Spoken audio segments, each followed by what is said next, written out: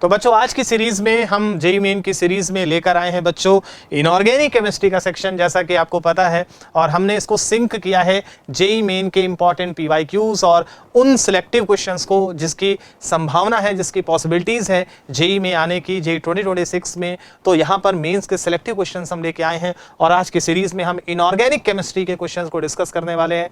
और बेटा यहाँ पर हम आज बात करने वाले हैं P block elements, D block element और साथ में क्वालिटेटिव एनालिसिस यानी कि प्रैक्टिकल केमिस्ट्री से रिलेटेड कुछ क्वेश्चंस की बात करेंगे। तो बच्चों बहुत ही इंपॉर्टेंट सेशन होने वाला है आज का, तो जुड़े रहिएगा हमारे साथ लास्ट में, जहां पे हम P block, D block, F block और क्वालिटेटिव एनालिसिस के कुछ इंपॉर्टेंट क्वेश्चन को डिस्कस करने वाले हैं। तो चलिए बच्चों आज का सेशन स्टार्ट करते हैं और आपके सामने लेके आते हैं जेईई मेन का पहला सवाल। इंपॉर्टेंट पीवाईक्यू है ये सवाल, आपके सामने है। आपको पता है कि अगर पी ब्लॉक हमको समझना है तो केमिकल बॉन्डिंग और पीरियोडिक टेबल से बहुत ज्यादा कनेक्टेड होता है चैप्टर, तो डेफिनेटली पीरियोडिक टेबल और बॉन्डिंग के कॉन्सेप्ट्स आपके क्लियर होने चाहिए। वो क्लियर है तो भी पी ब्लॉक के सवाल बहुत आसानी से लग जाते हैं। ऐसा नहीं है कि चीजें हमें याद करनी है, हम बिना याद किए हुए भी बहुत सारे सवालों के आंसर दे सकते हैं और आज हम यही सीखने वाले हैं कि कैसे हम सवाल का आंसर देंगे। तो बच्चों सबसे पहला क्वेश्चन आपके सामने है।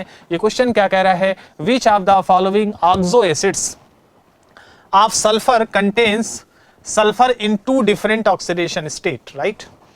मतलब ये सवाल ये कह रहा है कि ये सल्फर के कुछ कंपाउंड्स हैं और सल्फर के बेटा ये जो कंपाउंड है इसमें कौन सा ऐसा कंपाउंड है, ये ऑक्सो एसिड से। ऑक्सो एसिड का मतलब सल्फर के ऐसे एसिड जिसमें ऑक्सीजन है। तो आपको बताना है कि इनमें से किस ऑक्सो एसिड में जो सल्फर है वो दो अलग अलग ऑक्सीडेशन स्टेट में एग्जिस्ट कर रहा है, जिसमें से आपके पास चार कंपाउंड है। पहला कंपाउंड है H2S2O3, दूसरा कंपाउंड है H2S2O6, तीसरा है H2S2O7 that is a pyrosulphuric acid, और यहां पर अगर देखिए तो H2S2O8 है दैट इज अ पर ऑक्सी डाइसल्फ्यूरिक एसिड। तो सल्फर के चार एसिड से और आपको बताना है कि इसमें कहां पे सल्फर डिफरेंट ऑक्सीडेशन स्टेट में है। तो बेटा इस सवाल का आंसर देने के लिए आपको स्ट्रक्चर पता होना चाहिए, स्ट्रक्चर से ही चीजें समझ में आएंगी। तो सबसे पहला जो है वो एसिड है कौन सा? H2S2O3। हमें इसका स्ट्रक्चर बनाना पड़ेगा। अगर हम इस स्ट्रक्चर को ड्रॉ करें तो बेटा यहां पर सल्फर है, सल्फर के साथ एक OH ये लगा है, एक OH ये लगा है, एक ये डबल बॉन्ड O होगा और एक डबल बॉन्ड S होगा। H2S2O3 का स्ट्रक्चर बेटा ये होता है। बड़ा अच्छा सवाल है और ये बड़ा इंपॉर्टेंट है क्योंकि स्ट्रक्चर बेस्ड है। तो यहाँ पर बेटा दो सल्फर है। अब अगर आप देखो तो सल्फर की ऑक्सीडेशन स्टेट आप निकालो यहाँ पे, तो अगर आप इस सल्फर की ऑक्सीडेशन स्टेट निकालोगे तो बेटा इस वाले ऑक्सीजन के रिस्पेक्ट में +2 आएगा, इस वाले के रिस्पेक्ट में क्योंकि सिंगल बॉन्ड से जुड़ा है तो +1 आएगा, इस वाले ऑक्सीजन के रिस्पेक्ट में भी +1 आएगा, और ये डबल बॉन्ड है और क्योंकि सल्फर सल्फर बेटा दोनों सेम एलिमेंट है, सेम इलेक्ट्रोनेगेटिविटी है। तो आपने पढ़ा है कि अगर जैसे आपको पढ़ाया जाता है कि ए और बी ये हैं, सपोज अगर ए जो है लेस इलेक्ट्रोनेगेटिव एटम है और बी जो है मोर इलेक्ट्रोनेगेटिव एटम है, तो बेटा हर एक बॉन्ड को एक ऑक्सीडेशन स्टेट माना जाता है। ये लेस इलेक्ट्रोनेगेटिव है तो इसके रिस्पेक्ट में +1, और ये मोर इलेक्ट्रोनेगेटिव है, सिंगल बॉन्ड से जुड़ा है तो -1, डबल बॉन्ड से होता तो -2, ट्रिपल बॉन्ड से होता तो -3। और अगर यही एटम, अगर ए दोनों सेम एटम हो जाता तो एक दूसरे के रिस्पेक्ट में, क्योंकि दोनों की इलेक्ट्रोनेगेटिविटी सेम है, तो दोनों की ऑक्सीडेशन स्टेट एक दूसरे के रिस्पेक्ट में 0 हो जाती, क्योंकि ऑक्सीडेशन स्टेट की बात तभी होती है जब दो एटम में इलेक्ट्रोनेगेटिविटी का डिफरेंस हो। अब जैसे सल्फर और ऑक्सीजन में ज्यादा इलेक्ट्रोनेगेटिव ऑक्सीजन है और सल्फर लेस इलेक्ट्रोनेगेटिव है, सिंगल बॉन्ड से जुड़ा है इसलिए इसके रिस्पेक्ट में हमने +1 लिया, इधर भी सिंगल बॉन्ड से जुड़ा है तो +1 लिया, और इधर ये डबल बॉन्ड से जुड़ा है और इसमें सल्फर ज्यादा, इसमें ऑक्सीजन ज्यादा इलेक्ट्रोनेगेटिव है तो इसका -2 होगा, तो इसके रिस्पेक्ट में सल्फर का +2 होगा। यहाँ पे हमने +2 लिया है। और रही बात ये सल्फर जब दूसरे सल्फर से जुड़ा है तो इसके रिस्पेक्ट में ऑक्सीडेशन स्टेट 0 होगी, क्योंकि दोनों सल्फर एक ही इलेक्ट्रोनेगेटिव एलिमेंट का कैरेक्टर शो करेंगे, और इस तरह से यहाँ सल्फर की ऑक्सीडेशन स्टेट +4 आएगी, तो यहाँ +4 होगी।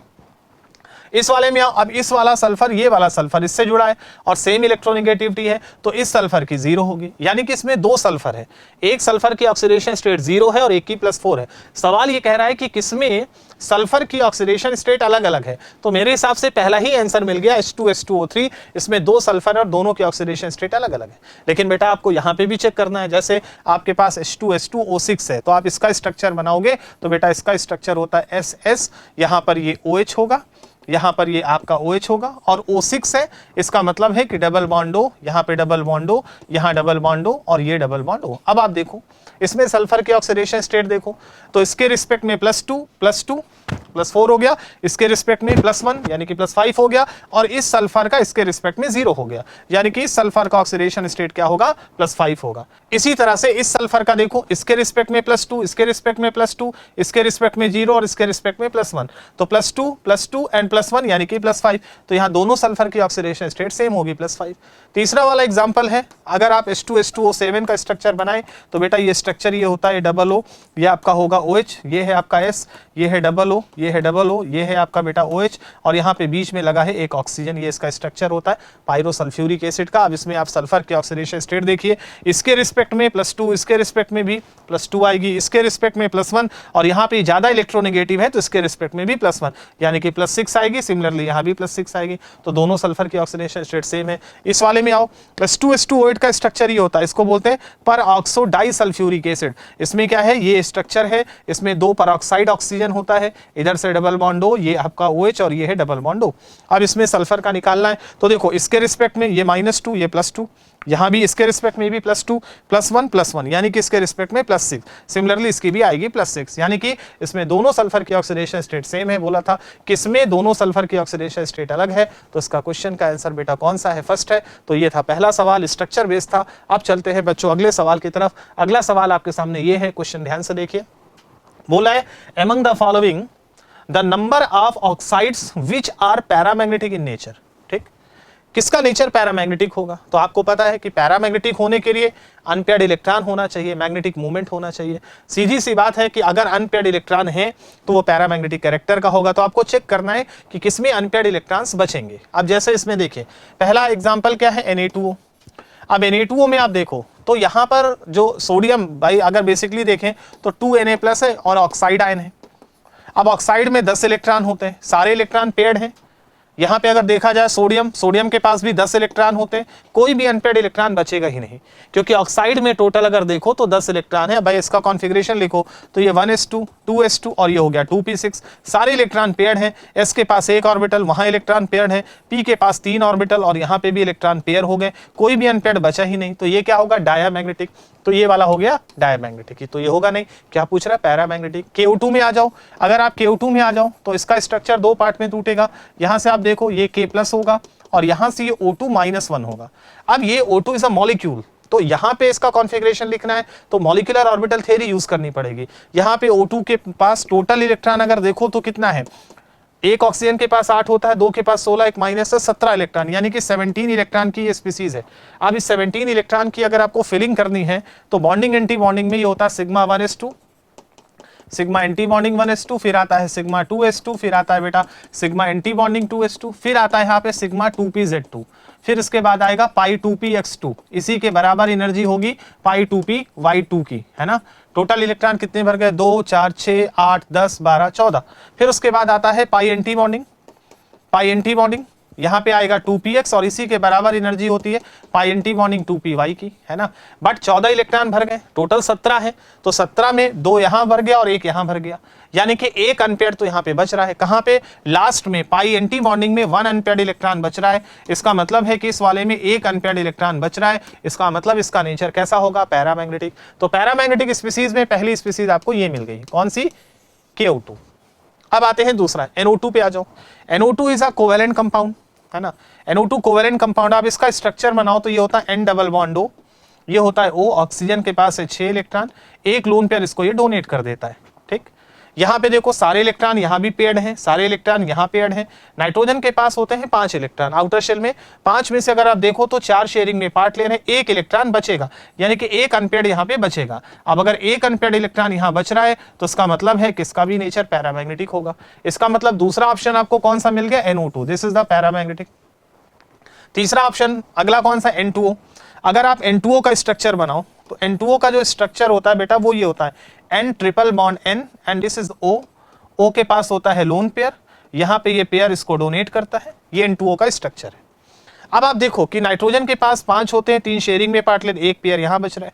ये पेयर था डोनेट हो गया, यहाँ भी सारे इलेक्ट्रॉन पेयर्ड है, मतलब कोई भी अनपेयर्ड इलेक्ट्रॉन यहाँ नहीं बच रहा, इसका मतलब इसका नेचर डायमैग्नेटिक होगा, पैरामैग्नेटिक नहीं होगा।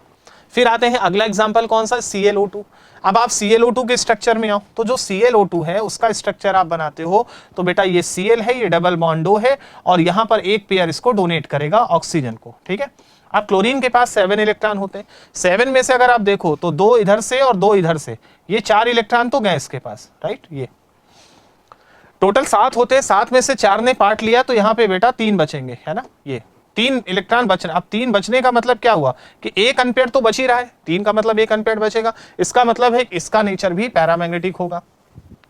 फिर आते हैं NO के स्ट्रक्चर में, जो NO है वो क्या होगा, NO का स्ट्रक्चर बेटा सीधा सीधा ये होगा। ऑक्सीजन के पास 6 होते हैं, 2 मिल गए 8 हो गया। नाइट्रोजन के पास 5 होते हैं, 2 शेयरिंग में पार्ट ले रहे हैं तो 3 बचेंगे, 3 का मतलब फिर से एक अनपेयर्ड इलेक्ट्रॉन यहाँ पे बचेगा, है ना। एक अनपेयर्ड बच रहा है, इसका मतलब इसका नेचर भी पैरामैग्नेटिक होगा, ये हो गया। फिर आते हैं SO2 में, सल्फर डाइऑक्साइड। सल्फर डाइऑक्साइड का बेटा स्ट्रक्चर ये होता है S double bond O double bond O। Sulphur के पास टोटल 6 इलेक्ट्रॉन होते हैं, 4 शेयरिंग में पार्ट ले रहा है, एक पेयर बच रहा है, यानी कि सारे इलेक्ट्रॉन पेयर्ड है, तो ये डायमैग्नेटिक होगा। फिर आपके पास आता है Cl2O। अगर आप Cl2O का स्ट्रक्चर बनाओ तो Cl2O का स्ट्रक्चर बनाओगे बेटा तो ये बनेगा O, ये होगा Cl, ये होगा Cl। ऑक्सीजन के पास 6 होते हैं, 2 शेयरिंग में पार्ट ले रहे हैं। अब 2 शेयरिंग में पार्ट ले रहे हैं तो टोटल इसके पास क्या, कोई अनपेयर्ड तो बचा नहीं। क्लोरीन के पास 7 इलेक्ट्रॉन होते हैं, एक शेयरिंग में पार्ट ले रहे हैं तो 6 बच रहे हैं, तो कोई अनपेयर्ड यहाँ भी नहीं बच रहा, इसका मतलब ये भी डायमैग्नेटिक होगा। तो बोला है कि कितनी स्पीसीज जो है वो पैरामैग्नेटिक कैरेक्टर की होगी। पैरामैग्नेटिक का मतलब अनपेयर्ड इलेक्ट्रॉन होना चाहिए, और टोटल कितनी स्पीसीज आपको पैरामैग्नेटिक दिख रही है, 1 2 3 एंड 4, यानी कि 4 स्पीसीज जो है उसका नेचर पैरामैग्नेटिक होगा। इसका मतलब इंटीजर टाइप का क्वेश्चन है और इसका करेक्ट आंसर कौन सा होगा, 4th होगा। तो ये भी अगर आप देखो तो बॉन्डिंग से रिलेटेड ही सवाल है, एक तरह से कहने को पी ब्लॉक है लेकिन है तो बॉन्डिंग से ही रिलेटेड, चीजों को सही से बस समझना जरूरी है। फिर चलते हैं बच्चों अगले सवाल की तरफ। ये क्वेश्चन आपके सामने है, बड़ा इंटरेस्टिंग सा सवाल है, देखते हैं सवाल क्या कह रहा है। सवाल कह रहा है कि कंसीडर द फॉलोइंग रिएक्शन, जिसमें ए है, ए कोई कंपाउंड है, उसकी रिएक्शन एल्कली से करा रहे हैं। एल्कली का मतलब सोडियम हाइड्रोक्साइड, स्ट्रॉन्ग बेस या पोटेशियम हाइड्रोक्साइड से करा रहे हैं। यहां से बी बन रहा है, B as a major product. बोला बी मेजर प्रोडक्ट है, आप इसको बहुत ध्यान से समझिएगा, मेजर प्रोडक्ट है। If B is an oxo acid of phosphorus, बोल रहा है कि जो बी बन रहा है वो फास्फोरस का एक ऑक्सो एसिड है, ठीक है। बी जो है वो ऑक्सो एसिड ऑफ फास्फोरस है, ठीक है, फास्फोरस का ऑक्सो एसिड है, विथ नो पीएच बॉन्ड, जिसमें कोई भी पीएच बॉन्ड नहीं होता, जिसमें कोई भी पीएच बॉन्ड नहीं होना चाहिए। तो ए क्या होगा, है ना, ए क्या होना चाहिए। तो पहले तो बी समझो कि फास्फोरस का एक ऑक्सो एसिड है जिसमें कोई भी पीएच बॉन्ड नहीं है। तो देखो फास्फोरस के कई सारे एसिड्स होते हैं, जैसे देखो पहला एसिड होता है H3PO2, hypophosphorous acid. Hypophosphorous acid का स्ट्रक्चर होता है P डबल बॉन्ड O, ये होता है बेटा OH, ये होता है OH और ये H। इसमें पीएच बॉन्ड होता है, ये देखो ये पीएच बॉन्ड है यहां पे, तो ये इस ऑक्सो एसिड में पीएच बॉन्ड एग्जिस्ट करता है, ठीक। इसी तरह से दूसरा होता है H3PO3, है ना, H3PO3, इसको बोलते हैं आर्थोफास्फोरस एसिड। जब आप इसका स्ट्रक्चर बनाते हैं तो इसका स्ट्रक्चर होता है ये OH, दिस इज OH और H, तो इसमें भी पीएच बॉन्ड होता है। बोला जा रहा है किसमें पीएच बॉन्ड नहीं होता, मतलब बी ऐसा बनेगा जिसमें पीएच बॉन्ड नहीं होना चाहिए, ठीक। तीसरा, फास्फोरस का एक एसिड होता है H3PO4, इसको क्या बोलते हैं, आर्थोफास्फोरिक एसिड। ये है आर्थोफास्फोरस और ये है आर्थोफास्फोरिक एसिड। अगर आप इसका स्ट्रक्चर बनाते हैं तो ये है P-O-O, ये है OH, ये है OH और ये है OH। इसकी बेसिसिटी 3 होती है और इसमें कोई भी पीएच बॉन्ड नहीं होता, तो इसमें कोई भी पीएच बॉन्ड नहीं, तो एक तो बी आपका, एक तो ये हो सकता है। अच्छा, फास्फोरस के कुछ और एसिड्स भी होते हैं, जैसे देखो फास्फोरस का एक और एसिड होता है, क्या नाम है, H4P2O6, इसको बोलते हैं हाइपोफास्फोरिक एसिड। ये बोला जाता है हाइपोफास्फोरिक एसिड, ध्यान से समझिएगा। ये हाइपोफास्फोरिक एसिड क्या है, इसका स्ट्रक्चर ये होता है H4P2O6 है, ठीक है ना। अब आप ध्यान से समझिएगा, तो यहां पर इसका स्ट्रक्चर बेटा ये OH, ये होता है OH, ये होता है OH, यहां पे सॉरी ये आपका हो गया डबल बॉन्ड ये, फिर आपका ये होता है P, ये होता है आपका OH, ये होता है आपका OH और ये है डबल बॉन्ड ये। H4P2O6 का स्ट्रक्चर ये होता है। और इसमें अगर आप देखो तो POH बॉन्ड है, PH बॉन्ड नहीं है, इसमें भी कोई PH बॉन्ड नहीं होता। तो मतलब आपको पहले ये देखना है कि कौन सा ऐसा B क्या बनना चाहिए। तो B डेफिनेटली B ये नहीं हो सकता, B ये नहीं हो सकता, B ये हो सकता है, B ये हो सकता है, या ऐसा ही कोई एसिड हो सकता है। अब आपको बोल रहा है कि इनमें से कौन सा ऐसा, ए पूछ रहा है, तो बोला ए क्या होगा, तो ए इनमें से क्या हो सकता है ये देखना पड़ेगा। मतलब एक तरह से इनऑर्गेनिक केमिस्ट्री की रिएक्शन है पी ब्लॉक में, जिसमें फास्फोरस और उसके कंपाउंड की रिएक्शन जब हम एल्कली से कराते हैं तो प्रोडक्ट क्या बनता है उसकी बात हो रही है। तो अब आपको समझना पड़ेगा सबसे पहले है कि जब व्हाइट फास्फोरस एल्कली से रिएक्शन करता है तो क्या होता है। तो देखिए रिएक्शन बहुत बार पढ़ाई जाती है और बड़ी इंपॉर्टेंट रिएक्शन होती है। जैसे अगर हम पहली है कि अगर हम व्हाइट फास्फोरस लेते हैं P4, ये व्हाइट फास्फोरस है, तो बेटा जब व्हाइट फास्फोरस की रिएक्शन एल्कली से कराते हैं NaOH से इन प्रेजेंस ऑफ वाटर, तो बेटा फास्फोरस का डिस्प्रपोर्शनेशन होता है और इस केस में रिएक्शन का प्रोडक्ट फास्फीन बनता है PH3 प्लस बनता है NaH2PO2। ये NaH2PO2 का फॉर्मेशन होता है ना। सोडियम डाइहाइड्रोजन फास्फेट बोलते हैं इसको, NaH2PO2 बनता है, या इसको सोडियम हाइपोफास्फोट भी बोलते हैं क्योंकि हाइपोफास्फोरिक एसिड से बनता है। अगर देखा जाए तो उसका सॉल्ट है H2PO। यहाँ पे आप देखो, यहाँ पे जो आपके पास कंपाउंड होता है ना H2PO2, H3PO2, है ना। तो आपको ये समझना है कि जैसे होता है ना H3PO4, H3PO2 और इसी तरह से H3PO3, तो H3 जो PO2 होता है वो हाइपोफास्फोरस एसिड होता है और H3PO2 की रिएक्शन अगर हम NaOH से करा दे तो एक H निकल जाएगा, तो ये बन जाएगा। तो इसको सोडियम हाइपोफास्फोट भी कहा जाता है, this is also called sodium hypophosphate. इसका नाम ये भी होता है सोडियम हाइपोफास्फेट, ये सोडियम हाइपोफास्फेट भी कहा जाता है इसको, है ना। ये कैसे बना है, क्योंकि ये अगर देखा जाए तो H3PO2 की रिएक्शन अगर हम सोडियम हाइड्रोक्साइड से करा दें तो भी ये बन जाएगा, क्योंकि यहां से एक H निकलेगा और उसकी जगह पे NaOH आ जाए, ऐसे रिएक्शन हो जाएगी और उसकी जगह पे बेटा NaH आ जाएगा, तो ये कंपाउंड बन जाएगा। तो ये जो है कि जब व्हाइट फास्फोरस, ये बहुत कॉमन रिएक्शन है कि व्हाइट फास्फोरस जब एल्कली से रिएक्शन करता है तो ये डिस्प्रपोर्शनेशन में जाता है। फास्फोरस यहाँ 0 स्टेट पे है। वैसे भी कोई भी नॉन मेटल है, नॉट ओनली फास्फोरस, जैसे कोई भी नॉन मेटल है, फास्फोरस हो सकता है, सल्फर हो सकता है, नाइट्रोजन हो सकता है, अगर वो इंटरमीडिएट ऑक्सीडेशन स्टेट में है। जैसे क्या होता है कि जो फास्फोरस है उसकी जो ऑक्सीडेशन स्टेट होती है बेटा, फास्फोरस की ऑक्सीडेशन स्टेट -3 से +5 तक होती है और यहाँ 0 है, तो ना मिनिमम है ना मैक्सिमम है, इंटरमीडिएट स्टेट। और जब कोई भी non metal intermediate oxidation state में होता है तो एल्कली की प्रेजेंस में उसका डिस्प्रपोर्शनेशन होता है। डिस्प्रपोर्शनेशन का मतलब उसका ऑक्सीडेशन भी होता है और उसका रिडक्शन भी होता है। यहां पे अगर आप देखिए तो एक गैस फास्फीन बनती है, यहां फास्फोरस -3 स्टेट में होता है, और अगर आप यहां पे देखें तो यहां पे NaH2PO2 बनता है ना। NaH2PO2 में अगर आप देखो तो फास्फोरस की ऑक्सीडेशन स्टेट आप निकालो तो +1 आएगा, राइट। यहां पे तो आप देखो एक बार 0 से -3 में जा रहा है, रिडक्शन हो रहा है, एक बार 0 से -3 में जा रहा है तो रिडक्शन हो रहा है, और एक बार 0 से +1 में फास्फोरस जा रहा है तो ऑक्सीडेशन हो रहा है, और यहां पर ये सॉल्ट बनता है। बेसिकली ये जो सॉल्ट है ये हाइपोफास्फोरस एसिड का सॉल्ट है, और जो हाइपोफास्फोरस एसिड होता है, अभी उसका स्ट्रक्चर देखा था कि उसका स्ट्रक्चर बेटा ये होता है, उसमें पीएच बॉन्ड होता है ना। इसका मतलब है कि इसमें पीएच बॉन्ड एग्जिस्ट करेगा, क्योंकि जो H2PO2 माइनस है, अगर आप H2PO2 माइनस का स्ट्रक्चर बनाओगे तो बेटा ये वाला H+ निकाल दो तो भी यहाँ पे पीएच बॉन्ड एग्जिस्ट करेगा। इसका मतलब है कि व्हाइट फास्फोरस तो नहीं हो सकता, क्योंकि व्हाइट फास्फोरस से जो कंपाउंड बनेगा उसमें पीएच बॉन्ड एग्जिस्ट करेगा। इसका मतलब पहला नहीं होगा। दूसरा है रेड फास्फोरस, ये बड़ा इंपॉर्टेंट, रेड फास्फोरस। ये याद रखना, व्हाइट फास्फोरस और रेड फास्फोरस की रिएक्शन बड़ी इंपॉर्टेंट होती है। अगर यहाँ पे आप रेड फास्फोरस लेते हो तो बेटा जो रेड फास्फोरस होता है ना, P4 रेड फास्फोरस की रिएक्शन NaOH के साथ इंटरेस्टिंग होती है बेटा, क्योंकि जब रेड फास्फोरस रिएक्ट करता है हॉट कंडीशन में, तो जब रेड फास्फोरस रिएक्ट करता है NaOH के साथ तो बेटा यहाँ पे प्रोडक्ट बनता है Na2H2P2O6, ये बनता है, जो आगे हाइड्रोलाइज्ड होकर बेटा ये हाइड्रोलिसिस जब इसकी कराई जाती है तो ये बना लेता है H4P2O6, ये बनता है, जिसको हम बोलते हैं हाइपोफास्फोरिक एसिड। और जब इसका स्ट्रक्चर बनाते हो तो इसका स्ट्रक्चर होता है POO, बेटा ये होता है OH, ये होता है OH, ये होता है P, ये OO, ये होता है OH और ये होता है OH। ये बहुत इंपॉर्टेंट रिएक्शन है, इसको याद रखना। रेड और व्हाइट फास्फोरस की रिएक्शन बहुत इंटरेस्टिंग है। रेड फास्फोरस ये बनाता है हाइपोफास्फोरिक एसिड, और इसमें कोई भी पीएच बॉन्ड नहीं है क्योंकि इसमें पीओएच बॉन्ड है। सवाल कह रहा है कि किसमें कौन सा कंपाउंड है, यानी कि जो बी है, बी ऐसा है जिसमें पीएच बॉन्ड ना हो, और वो कब बनेगा, किस ए से बनेगा, मतलब ये पूछ रहा है। तो इसका मतलब रेड फास्फोरस जो होता है उसके साथ रिएक्शन बेटा ऐसी होती है और ये कंपाउंड बनता है। यानी कि आपका जो करेक्ट आंसर जाना चाहिए बेटा, करेक्ट आंसर आपका रेड फास्फोरस होगा, व्हाइट नहीं होगा। लेकिन बाकी दोनों ऑप्शन भी चेक करना चाहिए। अगर बाकी ऑप्शन चेक करो तो ये कंपाउंड है P2O3।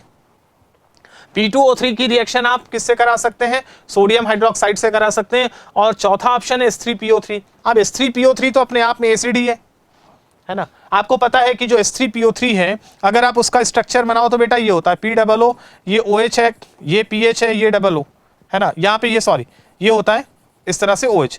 तो इसमें एक PH बॉन्ड तो है ही, अपने आप में एक ऑक्सो एसिड है। बोल रहा है कि यहाँ से यहाँ से देखो B is an oxo acid of phosphorus. तो बेटा ये तो अपने आप में ऑक्सो एसिड है, और इसमें अगर देखा जाए तो पीएच बॉन्ड तो होता ही है। इसका मतलब ये वाला ऑप्शन भी नहीं हो सकता। अब आपके पास क्या बचता है, P2O3 की रिएक्शन कराना है ना। अगर आप P2O3 की रिएक्शन सोडियम हाइड्रोक्साइड से कराते हो तो प्रोडक्ट क्या बनेगा वो देखना पड़ेगा कि P2O3 की रिएक्शन क्या होती है। तो चलिए इसको देखते हैं। तो देखो होता क्या है कि P2O3 को अगर देखा जाए तो ये P4O6 के फॉर्म में एग्जिस्ट करता है। और बेटा जब हम P4O6 की रिएक्शन NaOH से कराते हैं एक्सेस में, तो प्रोडक्ट बनता है Na3PO3, ये सोडियम फास्फाइड, ये बनता है सोडियम फास्फाइड। और बेटा ये आपका सोडियम फास्फाइड बना। अब अगर सोडियम फास्फाइड देखो तो यहां पर आगे चलकर अगर आप इसकी हाइड्रोलिसिस कराते हो तो हाइड्रोलिसिस कराने के बाद आपको जो प्रोडक्ट मिलेगा वो H3PO3 मिलेगा, है ना। और H3PO3 में पीएच बॉन्ड होता है, अभी आपने देखा ये H3PO3 में पीएच बॉन्ड होता है। इसका मतलब ये ऑप्शन भी नहीं होगा। तो बड़ा अच्छा सवाल है बेटा, इसको ध्यान से समझना। रेड फास्फोरस, व्हाइट फास्फोरस की रिएक्शन, P2O3 की रिएक्शन, P4O10 की रिएक्शन NaOH के साथ, तो ये बड़ी अच्छी रिएक्शंस होती है। इसको बहुत ही क्लियरली समझना है। तो बेटा ये तीसरा क्वेश्चन था and very interesting question. Now next question की तरफ चलते हैं। अगला क्वेश्चन कह रहा है द इनकरेक्ट स्टेटमेंट इज, बोल रहा है कि इसमें से कौन सा स्टेटमेंट गलत है। जिसमें से पहला स्टेटमेंट कह रहा है कि F2 is more reactive than ClF। देखो जो ClF है वो एक इंटर हैलोजन कंपाउंड है जिसमें क्लोरीन और फ्लोरीन के बीच में बॉन्ड बना है। फ्लोरीन मोर इलेक्ट्रोनेगेटिव, इसमें माइनस और इस पर प्लस है, और इसका नेचर पोलर है, ये पोलर है, ठीक है। बॉन्ड रिलेटिवली स्ट्रांग होगा। लेकिन अगर मैं F2 की बात करूं तो फ्लोरीन का साइज तो बहुत छोटा है, लेकिन फ्लोरीन का साइज तो बहुत छोटा है, इसकी वजह से यहां इलेक्ट्रॉन की डेंसिटी बहुत हाई होती है ना भाई। छोटा साइज है और इलेक्ट्रॉन इसके आउटर शेल में 7 है। तो भाई एक 10 साल का लड़का उसको एक रोटी खिलाओ, एक 4 साल का लड़का उसको एक रोटी खिलाओ, तो ज्यादा रोटी इफेक्टिव कहां होगी, 4 साल के लड़के पे। तो सिमिलरली फ्लोरीन छोटा है और इलेक्ट्रॉन है 7, तो इलेक्ट्रॉन की डेंसिटी है बहुत हाई। इलेक्ट्रॉन की डेंसिटी बहुत हाई होने की वजह से इनके इलेक्ट्रॉनों के बीच में एक इंटर इलेक्ट्रॉनिक रिपल्शन होता है। और बेटा इंटर इलेक्ट्रॉनिक जो रिपल्शन होता है, उस रिपल्शन के कारण, जो रिपल्शन होता है, इंटर इलेक्ट्रॉनिक रिपल्शन के कारण ये बॉन्ड बहुत आसानी से टूट जाता है। और इसीलिए F2 जो है वो ClF से भी ज्यादा रिएक्टिव होता है। अब आपको लग रहा है सर साइज छोटा है तो बॉन्ड मजबूत होना चाहिए, लेकिन इंटर इलेक्ट्रॉनिक रिपल्शन की वजह से ये बॉन्ड आसानी से टूटने लगता है क्योंकि इसको सपोर्ट मिल रहा है, रिपल्सन हो रहा है। तो फ्लोरीन जो है इसकी तुलना में ज्यादा रिएक्टिव है, और इसलिए जो पहला ऑप्शन है वो करेक्ट है। दूसरा कह रहा है कि fluorine is stronger oxidising agent than chlorine in aqueous solution. बिल्कुल सही बात है भाई। अगर एक्वस सोल्यूशन में दोनों है तो फ्लोरीन और क्लोरीन, भाई ऑक्सीडाइजिंग एजेंट का मतलब क्या हुआ, जो आसानी से इलेक्ट्रॉन ले पाए, जिसका खुद का रिडक्शन हो। अब फ्लोरीन तो ज्यादा इलेक्ट्रोनेगेटिव है क्लोरीन से, तो फ्लोरीन के इलेक्ट्रॉन लेने का नेचर तो डेफिनेटली क्लोरीन से ज्यादा होगा, फ्लोरीन का रिडक्शन ज्यादा आसानी से होगा, और इसलिए फ्लोरीन एक अच्छा ऑक्सीडाइजिंग एजेंट होगा। इलेक्ट्रोकेमिकल सीरीज में भी पढ़ाया जाता है कि पूरी सीरीज में फ्लोरीन का स्टैंडर्ड रिडक्शन पोटेंशियल सबसे ज्यादा पॉजिटिव होता है, प्लस 2.80 के आसपास, और ये बहुत अच्छा ऑक्सीडाइजिंग एजेंट होता है। तो दूसरा ऑप्शन भी सही है। तीसरा बोल रहा है on hydrolysis of ClF HOCl and HF obtain. मतलब ये कि अगर हम Cl और F की रिएक्शन हाइड्रोलिसिस करा दें बेटा तो क्या बनना चाहिए। तो देखो इस पे माइनस आएगा, इस पे प्लस आएगा। अब अगर बेसिक तरीके से आप सोचो तो बेसिक तरीके से ये इस पर माइनस है ना। तो अगर एक जनरल तरीके से सोचो तो ये वाटर में दो पार्ट है, H प्लस और OH माइनस, तो ये प्लस वाला पार्ट इससे जुड़ेगा, माइनस वाला पार्ट इससे जुड़ेगा, यानी कि प्रोडक्ट आपका क्या बन गया, HF बन जाएगा प्लस HOCl बन जाएगा। तो इसका मतलब है तीसरा ऑप्शन भी करेक्ट है, हाइपोक्लोरस एसिड और हाइड्रोजन फ्लोराइड बनेगा। चौथा ऑप्शन कह रहा है कि chlorine is more reactive than ClF। Fluorine तो ClF से ज्यादा रिएक्टिव, ये सही है, लेकिन क्लोरीन के साथ ऐसा नहीं होगा बेटा, क्योंकि क्लोरीन और ClF में देखो होता क्या है कि यहां इंटर इलेक्ट्रॉनिक रिपल्शन उतना ज्यादा नहीं है, क्योंकि क्लोरीन का साइज बड़ा होता है, इसलिए बॉन्ड उतनी आसानी से नहीं टूटेगा जितनी आसानी से ये बॉन्ड टूट जाएगा। क्योंकि अब यहां पर देखा जाए तो इंटर इलेक्ट्रॉनिक रिपल्शन क्लोरीन और फ्लोरीन के बीच में, फ्लोरीन का साइज छोटा है तो रिपल्शन ज्यादा होगा और इसलिए ये बॉन्ड आसानी से टूट जाएगा। लेकिन अगर यहां F2 होता, अगर F2 होता तो दोनों FF हो जाते तो बॉन्ड वीक हो जाता, लेकिन ClF, ClL और अगर FF होता तो सबसे वीकेस्ट बॉन्ड होता FF का, फिर ClF का और फिर Cl2 का। इसका मतलब है कि इन दोनों में ये ज्यादा रिएक्टिव है, क्योंकि हाई इंटर इलेक्ट्रॉनिक रिपल्शन होगा, तो बोला Cl2 is more reactive than ClF, ये गलत है, क्योंकि ClF ज्यादा रिएक्टिव है। इसका मतलब ये वाला स्टेटमेंट गलत है बेटा, यहां fourth option is incorrect option, right. तो अच्छा सवाल है, इंटर हेलोजन कंपाउंड का सवाल है, तो ऐसे सवाल आपको क्लियर होने चाहिए बेटा। फिर आते हैं अगले सवाल की तरफ, और ये थोड़ा मेमोरी बेस्ड है, बट आप पढ़ते हैं इस क्वेश्चन को तो बहुत ध्यान से देखिएगा। इसमें बोल रहा है match the list 1 with list 2, Deacon process, contact process, cracking of hydrocarbon and hydrogenation of vegetable oil. इनके लिए कौन सा कैटलिस्ट यूज हो रहा है, मतलब इनमें से कौन सी चीज कहाँ यूज होती है, ये आपको चेक करना है। तो सबसे पहली चीज है डीकन प्रोसेस। डीकन प्रोसेस आप नोबेल गैस फैमिली से पहले जो हेलोजन फैमिली आती है, 17th ग्रुप आता है, वहाँ पे पढ़ते हैं कि डीकन प्रोसेस का यूज जो है वो क्लोरीन बनाने के लिए होता है। और क्लोरीन कैसे बनता है, जो डीकन प्रोसेस है उसमें क्या होता है कि जो हाइड्रोक्लोरिक एसिड है इसका ऑक्सीडेशन कराया जाता है, और इस ऑक्सीडेशन के लिए हम कैटलिस्ट यूज करते हैं CuCl2। और जब ये कैटलिस्ट यूज होता है तो जो Cl माइनस है वो ऑक्सीडाइज होकर Cl2 बना लेता है, क्लोरीन गैस बन जाती है, और प्लस यहाँ से H2O का फॉर्मेशन होता है, और इस तरह से ऑक्सीडेशन ऑफ HCl होता है।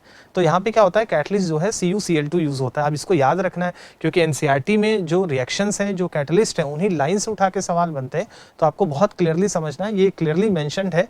तो इसके लिए जो प्रोसेस है उसके लिए कैटलिस्ट है CuCl2। दूसरा है कॉन्टैक्ट प्रोसेस, ये बहुत ही फेमस प्रोसेस आप पढ़ते हैं, सल्फ्यूरिक एसिड बनाने के लिए कॉन्टैक्ट प्रोसेस यूज होता है। और कॉन्टैक्ट प्रोसेस में क्या होता है कि सल्फर डाइऑक्साइड का ऑक्सीडेशन कराया जाता है, और इसके ऑक्सीडेशन से सल्फर ट्राइऑक्साइड मिलता है, फिर इसकी हाइड्रोलिसिस करा के सल्फ्यूरिक एसिड बनाया जाता है, इसको वाटर के थ्रू पास किया जाता है। लेकिन SO2 से जब हाफ O2 से SO3 बनता है तो इस पूरे प्रोसेस में, इस ऑक्सीडेशन प्रोसेस में कैटलिस्ट यूज होता है, that is a V2O5, vanadium pentoxide. Contact process का कैटलिस्ट होता है वेनेडियम पेंटाऑक्साइड। अब आपको कॉन्टैक्ट प्रोसेस पता होना चाहिए, सल्फ्यूरिक एसिड बनाने का इंडस्ट्रियल मेथड होता है, और इसका कैटलिस्ट जो है V2O5 होता है, यानी कि इसका वेनेडियम पेंटाऑक्साइड हो गया। तीसरा है क्रैकिंग ऑफ हाइड्रोकार्बन। हाइड्रोकार्बन की क्रैकिंग मतलब हाइड्रोकार्बन को छोटे छोटे पार्ट में ब्रेक करते हैं, बड़े बड़े लॉन्ग चेन हाइड्रोकार्बन को जब हम ब्रेक करते हैं छोटे छोटे हाइड्रोकार्बन में, तो इस प्रोसेस को क्रैकिंग कहा जाता है। और क्रैकिंग का जो प्रोसेस होता है, इसमें जो कैटलिस्ट है वो यूज होता है ZSM5, है ना, जियोलाइट सेफ सिलेक्टिव कैटलिस्ट होता है ZSM5, ये हम कैटलिस्ट में भी पढ़ते हैं। और ZSM5 का यूज होता है हाइड्रोकार्बन की क्रैकिंग के लिए, राइट। और चौथा है hydrogenation of vegetable oil. Basically जो वेजिटेबल ऑयल है उसका हाइड्रोजनेशन कराते हैं। तो ये आपको पता है कि हम एल्कीन का हाइड्रोजनेशन करा के एल्केन बनाते हैं, अनसैचुरेटेड हाइड्रोकार्बन को सैचुरेटेड हाइड्रोकार्बन में कन्वर्ट करते हैं। तो कैटलिस्ट जो है वो निकेल यूज होता है, यानी कि इसका करेक्ट आंसर ये होगा। यानी कि आपको पूरा कॉलम मिल गया। अब यहाँ से देखिए कि जो फर्स्ट है, अगर आप देखिए जो फर्स्ट है उस फर्स्ट का कौन सा ऑप्शन होगा, फर्स्ट का सेकंड होगा, राइट। जो सेकंड वाला है उसका कौन सा होगा, कॉन्टैक्ट प्रोसेस, यानी कि इसका फोर्थ आ रहा है, राइट। फिर जो थर्ड है उस थर्ड में देखिए, तो थर्ड वाले में क्रैकिंग ऑफ हाइड्रोकार्बन, इसका फर्स्ट आ रहा है। और जो फोर्थ है उस फोर्थ वाले में फोर्थ वाले का थर्ड आ रहा है। तो अब आपको मिला लेना है, बहुत आसानी से मिल जाएगा। तो आप देखिए यहाँ पे ऑप्शन चेक करिए कि जो ए है, ए का कौन सा है सेकंड, बी का कौन सा फोर्थ, सी का फर्स्ट और डी का थर्ड, यानी कि ये सेकंड ऑप्शन इसका करेक्ट ऑप्शन है। तो यहाँ से आपको क्या पता चला कि एनसीईआरटी में जो रिएक्शंस है, जो मेथड है एनसीईआरटी में लिखा है, जो कैटलिस्ट लिखे हैं, वो आपको याद होने चाहिए बेटा। और वैसे हम कई जगह पढ़ते हैं तो हमें याद हो जाता है, बट फिर भी डायरेक्टली लाइन से उठा के सवाल पूछता है तो क्लियर होना चाहिए। फिर आते हैं अगले सवाल पे। अगला सवाल आपके पास ये है, यहाँ पे देखिए स्टेटमेंट दिया है। इस स्टेटमेंट को देखिए तो बोला है given below are two statement. Statement 1 है alpha and beta alpha and beta of sulphur can change reversibly between themselves with slow heating और स्लो कूलिंग। ये स्टेटमेंट है अल्फा एंड बीटा फॉर्म। और दूसरा दिया है at room temperature the stable crystalline form of sulphur is monoclinic sulphur. ठीक है, basically आप सल्फर के दो एलोट्रॉप पढ़ते हैं। सल्फर का जो एलोट्रॉप होता है वो दो होता है, एक होता है रोहम्बिक सल्फर, और एक होता है मोनोक्लिनिक सल्फर। ठीक है, ये सल्फर के दो एलोट्रॉपिक फॉर्म होते हैं, monoclinic sulphur. Normally room temperature या 95 डिग्री सेल्सियस या उससे कम पर 95.5 डिग्री सेल्सियस या उससे कम पर रोहम्बिक सल्फर स्टेबल होता है। और जब टेम्परेचर 95 डिग्री सेल्सियस से ज़्यादा होता है तो मोनोक्लिनिक सल्फर स्टेबल होता है। मतलब रूम टेम्परेचर का मतलब क्या हुआ, 95 से कम। तो रूम टेम्परेचर पे कौन सा फॉर्म स्टेबल होता है, रोहम्बिक, ना कि monoclinic. Monoclinic form high temperature पर स्टेबल होता है। इसका मतलब कि अगर हम टेम्परेचर को चेंज करते हैं, लो टेम्परेचर से हाई टेम्परेचर पे जाएं या हाई से लो पर जाएं, तो इन दोनों फॉर्म को एक दूसरे में कन्वर्ट किया जा सकता है। राइट, दोनों बातें हैं। तो यहाँ पे पहला फॉर्म क्या कह रहा है कि alpha and beta of sulphur can change reversibly between themselves with slow heating और स्लो कूलिंग। मतलब टेम्परेचर चेंज करने पर एक दूसरे फॉर्म में कन्वर्ट किया जा सकता है। ये अल्फा फॉर्म, ये बीटा फॉर्म, तो एक दूसरे को कन्वर्ट किया जा सकता है। तो पहला ऑप्शन तो बिल्कुल सही है। दूसरा कह रहा है कि eight room temperature the stable crystalline form of sulphur is monoclinic. ये गलत है, क्योंकि रूम टेम्परेचर पे रोहम्बिक सल्फर स्टेबल होता है, ना कि मोनोक्लिनिक। क्योंकि मोनोक्लिनिक तो स्टेबल होता है वेरी हाई टेम्परेचर 95 डिग्री से ऊपर पे। तो इसका मतलब दूसरा स्टेटमेंट गलत है। दैट मीन्स कि पहला स्टेटमेंट तो सही है, लेकिन जो सेकंड स्टेटमेंट है वो गलत है। तो अब आपको देखना है कि first is true but second is wrong, तो कौन सा ऑप्शन होगा, थर्ड। यानी कि इसका जो करेक्ट आंसर है दैट विल बी थर्ड। तो ये क्वेश्चन नंबर 6 का था। अब यहाँ पे भी देखो, ये ऑक्सीजन फैमिली में सल्फर की बात होती है, उसके एलोट्रॉप्स की बात होती है, तो उसको लेकर सवाल था। तो बच्चों अब चलते हैं अगले सवाल की तरफ। और अगला सवाल क्या है, चलिए देखते हैं ये सवाल क्या है। यहाँ पे आगे आपके पास एक रिएक्शन बोल रहा है, the reaction in which the hybridisation of underline atom is affected. इसमें अंडरलाइन एटम जो है उसका हाइब्रिडाइजेशन किस रिएक्शन में चेंज होगा ये बताना है। मतलब आप देखो कि यहाँ पर ये जिनान नोबेल गैस में आता है, सल्फ्यूरिक एसिड ऑक्सीजन फैमिली में आता है, ये आपका हाइपोफास्फोरस एसिड है H3PO2, ये फास्फोरस फैमिली या नाइट्रोजन फैमिली में आता है। तो कुल मिला के इनऑर्गेनिक केमिस्ट्री के अलग अलग चैप्टर से रिएक्शंस उठा के एक सवाल बना दिया गया है और इसको केमिकल बॉन्डिंग से कनेक्ट कर दिया गया है, जिसमें रिएक्शन का भी आपको आइडिया होना चाहिए। क्योंकि बोल रहा है कि इसमें से जो एलिमेंट अंडरलाइन है, तो बोल रहा है कि किसमें हाइब्रिडाइजेशन स्टेट अंडरलाइन एलिमेंट की चेंज होगी ड्यूरिंग द रिएक्शन। तो आपको ये पता होना चाहिए कि रिएक्शन में प्रोडक्ट क्या बन रहा है। पहली रिएक्शन है HCF4 एंड SbF5, ये रिएक्शन। तो नोबेल गैस के जो हैलाइड्स हैं उनकी बड़ी इंटरेस्टिंग रिएक्शंस होती है, क्योंकि जब ये SbF5 से रिएक्ट करेगा और ये HCF4 है। अच्छा, अगर आप जनरल तरीके से देखो तो एंटीमनी और जिनान ये है। अगर हम देखें तो ज़्यादा इलेक्ट्रोपॉजिटिव कैरेक्टर एक तो जिनान में है। दूसरा, नोबेल गैस फैमिली की एक रिएक्शन होती है कि जैसे मान लो कोई कंपाउंड है, कोई भी नोबेल गैस है HCFN, और इसकी रिएक्शन आप फास्फोरस के किसी हैलाइड से कराते हैं। जैसे मान लीजिए कि आपके पास है PCl5, या आपके पास कुछ भी हो सकता है, PF3 हो सकता है, PF4 हो सकता है, कोई भी। मतलब जैसे मान लीजिए कि यहाँ पर हम एक काम करते हैं बेटा, यहाँ पे आते हैं, जैसे यहाँ पर ये इसको हटाते हैं। यहाँ पे देखिए होता क्या है कि जैसे मान लीजिए कि अगर आपने इसकी रिएक्शन जो है बेटा वो PF3 से करा दी, सपोज ये है ना, या PF3 से आपने कराई, तो होता क्या है कि यहाँ का एक फ्लोरीन यहाँ ट्रांसफर हो जाता है, कंपाउंड बन जाता है HCFN-1, यहाँ पे प्लस आ जाता है, और ये वाला फ्लोरीन इसके पास चला जाता है PF4 और यहाँ पे माइनस आ जाता है। मतलब एक्सचेंज ऑफ हैलाइड आयन हो जाता है। मतलब नाइट्रोजन फैमिली के हैलाइड्स और उसकी रिएक्शन जिनान फैमिली के हैलाइड से कराते हैं, तो जिनान का एक हैलोजन नाइट्रोजन फैमिली के हैलोजन के साथ जाके जुड़ जाता है। ये एक बेसिक रिएक्शन होती है और ये बहुत अच्छी रिएक्शन है, कई बार सवाल पूछा गया है। तो यहाँ पर क्या हो रहा है कि HCF4 की रिएक्शन SbF5 से करा रहे हो, तो यहाँ से एक फ्लोरीन निकल कर यहाँ जुड़ जाएगा। अब होगा क्या, जब ये जुड़ेगा तो यहाँ पर ये हो जाएगा HCF3 और यहाँ पे प्लस आ जाएगा, और यहाँ पे बन जाएगा SbF6 और यहाँ पे माइनस आ जाएगा। अब अंडरलाइन एलिमेंट कौन है, जिनान। क्या इसकी हाइब्रिडाइजेशन स्टेट चेंज हो रही है इस पूरे प्रोसेस में, तो देखना पड़ेगा। यहाँ पे जिनान के पास 4 बॉन्ड बने हैं, 2 लोन पेयर है, यहाँ पर ये लोन पेयर है आपका, ये और ये है ना। तो टोटल हाइब्रिडाइजेशन कितना है, 4 सिग्मा और 2 लोन पेयर 6 है। इसका मतलब यहाँ जो हाइब्रिडाइजेशन आएगा वो sp3d2 आएगा। जबकि यहाँ पे आ जाओ, अब जिनान के पास क्या है, 8 इलेक्ट्रॉन होते हैं, 8 में से 3 बॉन्ड बन रहे हैं, 5 बचे, एक प्लस है, एक इलेक्ट्रॉन निकला है तो 4 ही बचे। इसका मतलब यहाँ पे लोन पेयर है ये। अब आप यहाँ पे देखो तो यहाँ पे क्या हो रहा है कि 2 लोन पेयर और 3 सिग्मा बॉन्ड है, यानी कि अब टोटल 5 आ रहे हैं और 5 आ रहे हैं तो इसका मतलब हाइब्रिडाइजेशन 3 2 5, 3 सिग्मा 2 लोन पेयर 5, तो हाइब्रिडाइजेशन क्या हुआ sp3d। मतलब इस केस में हाइब्रिडाइजेशन चेंज हो रहा है। बोला किसमें अफेक्टेड हो रहा है, तो इसमें तो हो रहा है अफेक्टेड, यानी कि पहला ही ऑप्शन करेक्ट है। बट बाकी भी चेक करते हैं, जैसे H2SO4 और NaCl की रिएक्शन कराओगे तो सिंपली यहाँ से प्रोडक्ट क्या बनेगा, NaHSO4, यहाँ पे सोडियम हाइड्रोजन सल्फेट और प्लस यहाँ पे क्या बनेगा HCl। अब क्या यहाँ पर आपको देखना है कि क्या यहाँ पर रिएक्शन में कोई चेंजेस आ रहे हैं, है ना, और क्या हाइब्रिडाइजेशन स्टेट चेंज हो रही है, ये आपको थोड़ा से चेक करना पड़ेगा। तो यहाँ पे देखो H2SO4 का अगर आप स्ट्रक्चर बनाओगे तो H2SO4 का स्ट्रक्चर क्या बनेगा, ये बनेगा बेटा S डबल बॉन्ड O, ये आपका OH होगा, ये OH होगा और ये डबल बॉन्ड O। तो यहाँ सल्फर का हाइब्रिडाइजेशन क्या है, sp3 है, और इधर क्या है NaHSO4 माइनस बन रहा है, तो HSO4 माइनस का स्ट्रक्चर बनाओ तो बेटा ये OH हो जाएगा, ये O माइनस होगा, ये डबल O, है ना। अभी भी सल्फर sp3 ही है, यानी कि दोनों तरफ यहाँ भी सल्फर sp3 है और यहाँ भी sp3 है, मतलब यहाँ हाइब्रिडाइजेशन में चेंज नहीं आ रहा, इसका मतलब ये ऑप्शन नहीं होगा। तीसरा क्या है, तीसरा है हाइपोफास्फोरस एसिड। इसमें फास्फोरस की ऑक्सीडेशन स्टेट +1 है, ठीक है, और इसका डिस्प्रपोर्शनेशन करा रहे हो, मतलब यहाँ पे जो फास्फोरस है वो ऑक्सीडाइज भी होगा और रिड्यूस भी होगा, और जब हम इसका डिस्प्रपोर्शनेशन कराते हैं तो यहाँ पर फास्फोरस का ऑक्सीडेशन रिडक्शन दोनों होता है, जिसमें एक प्रोडक्ट बनता है फास्फीन। अब देखो आपको रिएक्शन पता होनी चाहिए, और दूसरा प्रोडक्ट बनता है H3PO4, है ना, आर्थोफास्फोरिक एसिड। एक तो प्रोडक्ट फास्फीन बनता है जिसमें फास्फोरस -3 में आ जाता है, और एक प्रोडक्ट बनता है H3PO4 जिसमें फास्फोरस +5 स्टेट में आ जाता है ना। तो ऑक्सीडेशन स्टेट चेंज हो रही है, डिस्प्रपोर्शनेशन हो रहा है, बट क्या हाइब्रिडाइजेशन चेंज हो रहा है।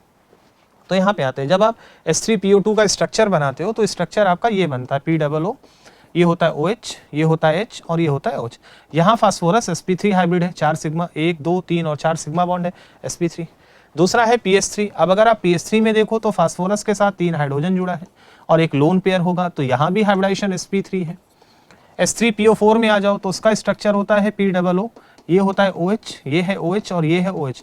तो यहाँ पे भी फास्फोरस sp3 स्टेट में, यानी कि हाइब्रिडाइजेशन में कोई चेंज नहीं आ रहा। पहले भी sp3 था, यहाँ भी फास्फोरस sp3 है, यहाँ भी sp3 है और यहाँ भी sp3। देखो कितना बढ़िया सवाल बना है, मतलब आपको रिएक्शन भी पता, रिएक्शन के बारे में भी पूछ लिया कि प्रोडक्ट क्या बनेगा, और साथ में हाइब्रिडाइजेशन की भी बात कर ली। तो देखो कितना बढ़िया सवाल है, बॉन्डिंग को भी कनेक्ट किया, रिएक्शन को भी कनेक्ट किया, डिस्प्रपोर्शनेशन की बात की, रिडॉक्स की बात की। तो बढ़िया सवाल है, आपको इस तरह की चीजें क्लियर होनी चाहिए।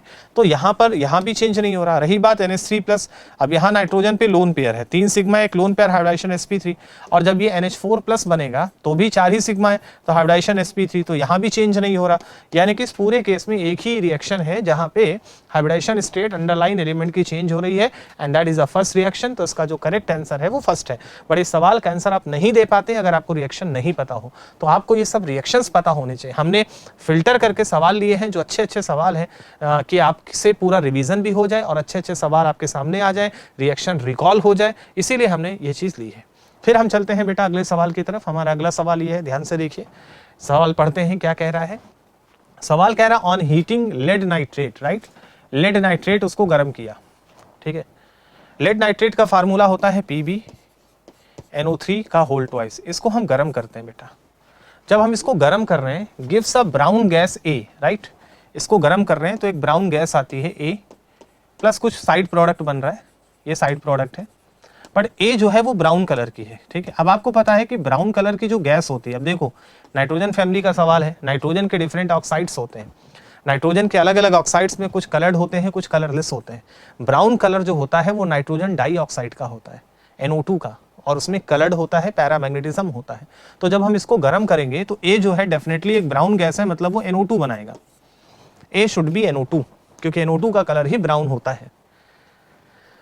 फिर बोल रहा है the gas A on cooling change to colourless solid. Okay, अब आप देखो NO2 का जो स्ट्रक्चर है बेटा वो ये होता है N, ध्यान से देखना, N डबल बॉन्ड O, और ये है O, और यहाँ पर एक इलेक्ट्रॉन बचता है ना, ये एक इलेक्ट्रॉन यहाँ पे बचता है। तो अब यहाँ पे एक इलेक्ट्रॉन बच रहा है, तो ये ऑड इलेक्ट्रॉन स्पीसीज है, दूसरा अनपेयर्ड इलेक्ट्रॉन है, तो बहुत स्टेबल नहीं होगा, पैरामैग्नेटिक होगा। तो होता क्या है कि जब हम इसको ठंडा करते हैं तो 2 मॉलिक्यूल इसके, जब इसको कूल करेंगे तो ये 2 मॉलिक्यूल डाइमराइज हो जाते हैं, और ये वाला इसके साथ बॉन्ड बना लेता है और प्रोडक्ट बन जाता है N2O4, right, this is N double bond O, ये O, यहाँ पे ये N double bond O and this is O, और प्रोडक्ट बन जाता है N2O4, राइट। और N2O4 ये एक सॉलिड होता है ना, ये गैस है बट ये सॉलिड बनेगा क्योंकि डाइमराइज हो गया। तो यह बोल रहा है कलरलेस सॉलिड और लिक्विड B, यानी कि ये जो प्रोडक्ट है वो बेटा B है, ठीक है, दिस प्रोडक्ट इज B। आगे कह रहा है B on heating with NO, जब हम B को NO के साथ हीट कर रहे हैं तो change into blue solid C। देखो कितना बढ़िया सवाल है, नाइट्रोजन फैमिली का है ये। नाइट्रोजन के डिफरेंट ऑक्साइड्स को लेकर एक टेबल बनी है एनसीईआरटी में, उसके कलर दिए हैं, उसका मैग्नेटिक कैरेक्टर दिया है। आप देखना नाइट्रोजन फैमिली में, नाइट्रोजन के ऑक्साइड्स में, तो उसके कलर और इन सब चीज़ों की बातें की गई है, उसी को लेकर सवाल बना है। तो सवाल में कह रहा है कि जो B है, जब हम B की रिएक्शन, अब B क्या है N2O4, बोला कि जब हम B की रिएक्शन करा रहे हैं, B on heating with NO, इसकी रिएक्शन हम NO से करा रहे हैं, ठीक है। तो जब हम बेटा इसकी रिएक्शन NO से कराते हैं तो यहाँ पे एक प्रोडक्ट बनता है ना, और वो प्रोडक्ट क्या बनता है, जब हम इसकी रिएक्शन ट्वाइस NO से कराते हैं तो यहाँ से प्रोडक्ट बनता है N2O3, ट्वाइस N2O3, और ये जो प्रोडक्ट है N2O3 नाइट्रोजन ट्राईऑक्साइड, जो N2O3 होता है, यहाँ पे देखो change to a blue solid. अब ब्लू कलर का जो ऑक्साइड होता है वो यही होता है, नाइट्रोजन का ये ब्लू ऑक्साइड होता है N2O3, ये ब्राउन गैस होती है ना, ये आपका N2O4 होता है। और N2O4 देखिए क्या बोल रहा है, कलरलेस है, ये कलरलेस होगा क्योंकि कोई भी अनपेयर्ड इलेक्ट्रॉन यहाँ बचेगा नहीं। तो N2O4 कलरलेस होता है, NO2 ब्राउन होता है, N2O3 जो है वो ब्लू कलर का होता है। तो यहाँ N2O3 बन गया है ना, ये ब्लू कलर का होता है। तो बोला है the oxidation number of nitrogen in solid C, तो इसमें नाइट्रोजन का ऑक्सीडेशन नंबर क्या होगा, तो सिंपल है N2O3 है। अब इसमें ऑक्सीडेशन स्टेट निकाल लो, सीधा सीधा तुमको दिख ही रहा है ना, इसका +3 आएगा, इसका -2 आएगा, तो नाइट्रोजन +3 स्टेट भी होगा, यानी कि इसका करेक्ट आंसर कौन सा है, फर्स्ट है। तो देखो मतलब नाइट्रोजन के ऑक्साइड्स, देखो सवाल सिंपल है, बहुत कॉम्प्लेक्स नहीं है, बट वो है कि आपको डेटा पता होना चाहिए, कलर्स के बारे में आइडिया होना चाहिए, है ना, और एनसीईआरटी में सब जो टेबल्स में दिया है चीजें आपको पता होनी चाहिए। तो बेटा ये सवाल था। फिर अगले सवाल की तरफ चलते हैं। अगला सवाल क्या कह रहा है, इस सवाल को भी देखते हैं। यहाँ पे बात कर जा रहा है व्हाइट फास्फोरस, मतलब क्या हुआ कि व्हाइट फास्फोरस है, मतलब ये नाइट्रोजन फैमिली का सवाल है ना, फास्फोरस उसी ग्रुप में आता है, और ये बहुत ही कॉमन रिएक्शन है, कई बार पूछी गई है। बोला white phosphorus on reaction with concentrated NaOH, white phosphorus होता है P4, इसकी रिएक्शन कंसंट्रेटेड NaOH से करा रहे हो। बहुत इंटरेस्टिंग है, पहले भी ऐसा सवाल इसी सीरीज में मैं बात कर चुका हूँ। यहाँ फास्फोरस 0 स्टेट में है, और जो फास्फोरस है उसकी मिनिमम स्टेट -3 और मैक्सिमम +5 होती है। यहाँ 0 है, ये इंटरमीडिएट स्टेट में। जब non metal, phosphorus is a non metal, जब नॉन मेटल इंटरमीडिएट स्टेट में होता है तो उसका डिस्प्रपोर्शनेशन होता है, ये डिस्प्रपोर्शनेट होगा। और जब ये डिस्प्रपोर्शनेट होता है तो देखो क्या कह रहा है कि इसकी रिएक्शन NaOH से कराई गई in an inert atmosphere of CO2 gives phosphine and compound X, definitely. अब इस रिएक्शन को पता होना चाहिए कि जब हम इसकी रिएक्शन कराते हैं तो 2 प्रोडक्ट बनता है, एक तो PH3 बनता है और एक NaH2PO2 बनता है। एक रिएक्शन ये होती है, प्रोडक्ट ये बनता है सोडियम हाइपोफॉस्फेट, ये बनता है। ये रिएक्शन कई बार आ चुकी है, कई बार आप पढ़ते हैं। तो एक बार ये फास्फोरस रिड्यूस होता है -3 में, और एक बार ये ऑक्सीडाइज होता है +1 में, ठीक है। और इस तरह से फास्फोरस का डिस्प्रपोर्शनेशन होता है। अब आगे चलते हैं। बोला है कि जब हम इसको गर्म कर रहे हैं तो एक तो फास्फीन बन रहा है, ये फास्फीन बन गया, ये फास्फीन है, और कंपाउंड X, यानी कि ये कंपाउंड X है, सोडियम डाइहाइड्रोजन फास्फेट, या इसको सोडियम हाइपोफॉस्फेट कहते हैं। ये रिएक्शन याद होनी चाहिए, बहुत अच्छी रिएक्शन है। बोला X on acidification with HCl, okay. अब जो X बना ये है X NaH2PO2, इसको HCl से रिएक्शन कराई जा रही है, एसिडिफिकेशन कराया जा रहा है, तो गिव्स द कंपाउंड Y, इसकी रिएक्शन से कंपाउंड Y बनता है, तो डेफिनेटली ये एसिड है, सोडियम है Na+, ये रिप्लेस कर देगा इसको, तो यहाँ से प्रोडक्ट क्या बनेगा H3PO2 + NaCl, और ये बन गया आपका हाइपोफॉस्फोरस एसिड, ये बन गया आपका हाइपोफॉस्फोरस एसिड। तो यहाँ से ये प्रोडक्ट बन गया हाइपोफॉस्फोरस एसिड, ठीक है। अब ये प्रोडक्ट बन गया, तो बोल रहा है यही वाला कंपाउंड Y है ना, दिस इज अ Y। अब सवाल कह रहा है कि the basicity of compound Y, तो ये तो एक एसिड है और इसकी बेसिसिटी की बात कर रहा है, तो आपको पता है कि इसकी बेसिसिटी 1 होती है, मतलब कितना H+ दे सकता है। और H3PO2 जो होता है बेटा, वो केवल एक ही H+ दे सकता है, क्योंकि केवल एक ही H है जो ऑक्सीजन से जुड़ा होता है, बाकी 2 H हाइड्रोजन से जुड़ा होता है। ना ये H+ निकलता है, ना ये H+ निकलता है, H+ केवल यही वाला निकलता है, और इसकी बेसिसिटी 1 होती है। तो जो एसिड बना उसकी बेसिसिटी 1 होगी, तो जो कंपाउंड Y है वो एक एसिड है और वो केवल एक ही H दे सकता, मतलब उसकी बेसिसिटी 1 होगी, यानी कि इसका correct answer will be 4th। तो इस तरह से देखिए कि एक रिएक्शन की बात की, ऑक्सीडेशन नंबर की बात की, बेसिसिटी की बात की, तो कैसे सवाल को इंटर करेक्ट किया गया। बस आपको मेन के लिए, मेन लेवल के क्वेश्चन के लिए ज्यादा ज्ञान नहीं होना चाहिए, बट आपका सिलेबस पूरा कवर होना चाहिए। जो एनसीईआरटी का डेटा है वो आपको पता होना चाहिए, वो रिएक्शंस आनी चाहिए, क्योंकि उससे बाहर पूछता ही नहीं है। तो अगर आप वही अच्छे से तैयार कर लीजिए तो बहुत आसानी से मेन में 99 परसेंटाइल प्लस लाया जा सकता है बेटा। तो ध्यान से आप चीजों को बस समझना सीखिए, उसको रीड करना सीखिए, अंडरलाइन करना सीखिए। चलते हैं अगले सवाल की तरफ। अगला सवाल क्या कह रहा है, ये आपके सामने एक रिएक्शन आ गई, यहाँ पे नोबेल गैस दिख रहा है, मतलब ये नोबेल गैस फैमिली का ही है सवाल। विच of the following reaction is an example of redox. तो बहुत ही आसान है, बोला इनमें से कौन सी रिएक्शन रिडॉक्स रिएक्शन है। अब रिडॉक्स रिएक्शन में क्या होना चाहिए, ऑक्सीडेशन और रिडक्शन दोनों होने चाहिए। तो आपको चेक करना पड़ेगा कि क्या रिडॉक्स हो रहा है कि नहीं हो रहा। चलो देखते हैं। सबसे पहले यहाँ जिनान, जिनान यहाँ +6 में है, फ्लोरीन -1 में है, हाइड्रोजन +1 में है, ऑक्सीजन -2 में है, कॉमन है। यहाँ पे देखिए, यहाँ पे भी जिनान के ऑक्सीडेशन स्टेट में देखो, फ्लोरीन का -1, ऑक्सीजन का -2, जिनान का निकालोगे तो +6 आएगा। यहाँ पे H का +1, F का -1। ठीक, क्या इस रिएक्शन में किसी एलिमेंट की ऑक्सीडेशन स्टेट में कोई चेंज आ रहा है, देखना पड़ेगा। तो जिनान यहाँ भी +6 है, यहाँ भी +6 है, कोई चेंज नहीं आ रहा।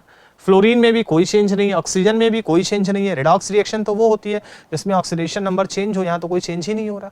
इसका मतलब पहली वाली रिएक्शन रिडॉक्स नहीं है। ऐसे दूसरा चेक करिए, दूसरी वाली रिएक्शन में भी देखिए अगर आप ध्यान से, तो यहाँ Xc +6 है, फ्लोरीन -1, ये +1, ये -2, यहाँ पे भी जिनान +6, ये -2, -1, +1, -1, कहीं कोई चेंज नहीं आ रहा, सबका ऑक्सीडेशन स्टेट वही है, देयर इज नो चेंज। तो ये भी रिडॉक्स नहीं है। इस रिएक्शन को देखते हैं HCF4 में, यहाँ जिनान +4 स्टेट में है, फ्लोरीन -1 में है। यहाँ ऑक्सीजन को देखिए, यहाँ ऑक्सीजन +1 और फ्लोरीन -1 में आएगा, क्योंकि fluorine is a more electronegative. Fluorine -1, oxygen +1 में है। वैसे तो ऑक्सीजन का -2 होता है, बट ये यहाँ पे एक स्पेशल केस है कि जब ऑक्सीजन फ्लोरीन से जुड़ा होता है तो उसकी ऑक्सीडेशन स्टेट पॉजिटिव हो जाती है। तो यहाँ ऑक्सीजन +1 में है। HCF2 में आइए, तो यहाँ जिनान +2 है, फ्लोरीन -1 और यहाँ O2 0 है। अब आप इसमें देखिए, इसमें ऑक्सीडेशन स्टेट में चेंज आ रहा है, क्योंकि जिनान यहाँ +4 से +2 में जा रहा है, यहाँ रिडक्शन हो रहा है। ऑक्सीजन को देखिए, अगर आप यहाँ +4 से +2 में जा रहा है, यहाँ पे ऑक्सीजन को देखिए, अच्छा फ्लोरीन -1 में, और ऑक्सीजन देखिए, ऑक्सीजन जो है +1 से 0 में जा रहा है ना यहाँ पे। तो अगर आप इस पूरी रिएक्शन को ध्यान से देखिए तो यहाँ पे आपको चेंजेस दिखेंगे, है ना। यहाँ पे चेंज इन ऑक्सीडेशन स्टेट दिख रहा है। सिमिलरली यहाँ देखिए, अगर आप इस वाले केस में देखिए तो जिनान यहाँ पे क्या है, +2 है ना, जिनान क्या है, +2 है।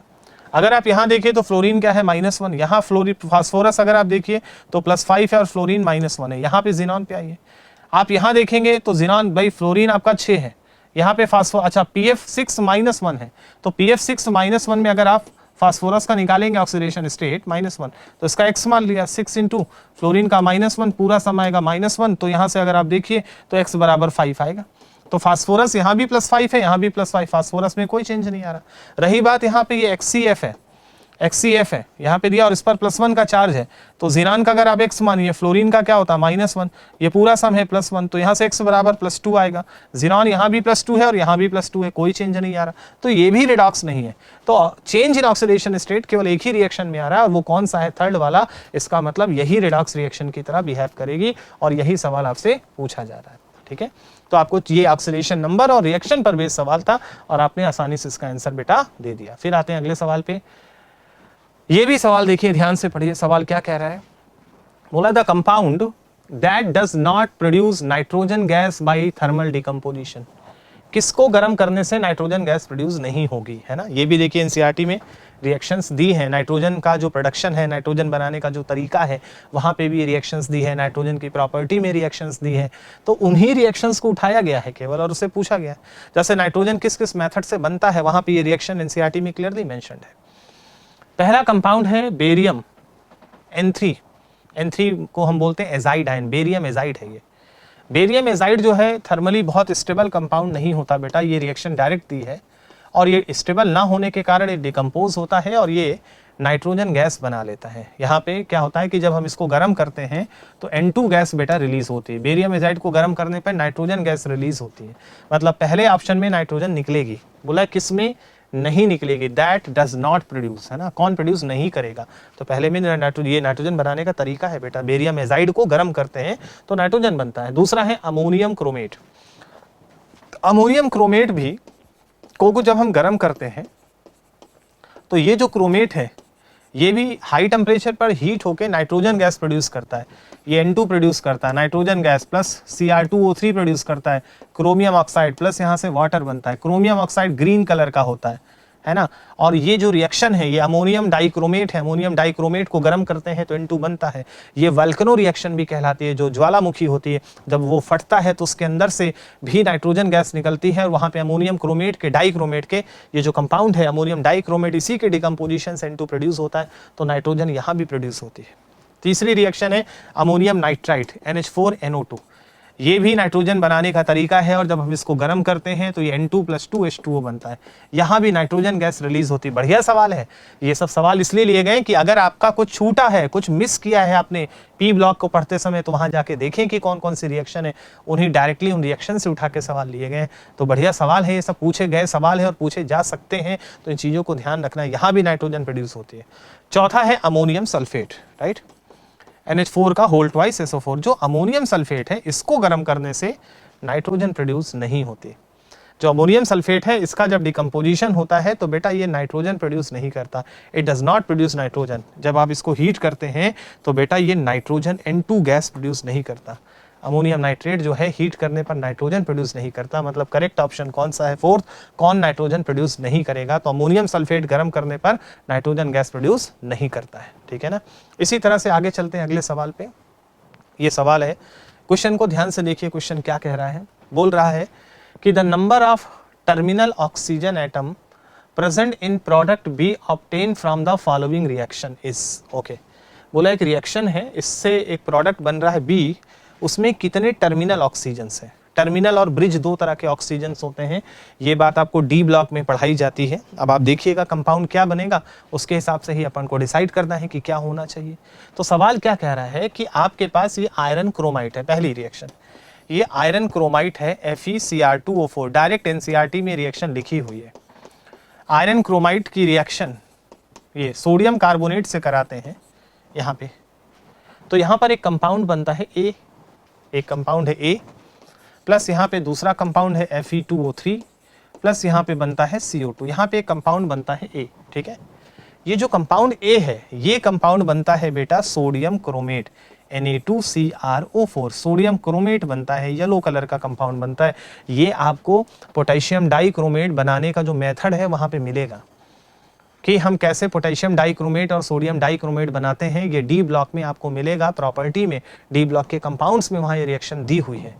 तो यहाँ पे क्या हो रहा है कि सोडियम क्रोमेट बनता है, A is a sodium chromate, और फिर बोला A की रिएक्शन H से करा रहे हैं, मतलब जो सोडियम क्रोमेट बना, अब एसिडिक मीडियम में होता क्या है कि सोडियम क्रोमेट एसिडिक मीडियम में डाइक्रोमेट में कन्वर्ट हो जाता है, और डाइक्रोमेट बेसिक मीडियम में क्रोमेट में कन्वर्ट हो जाता है, उल्टी रिएक्शन होती है।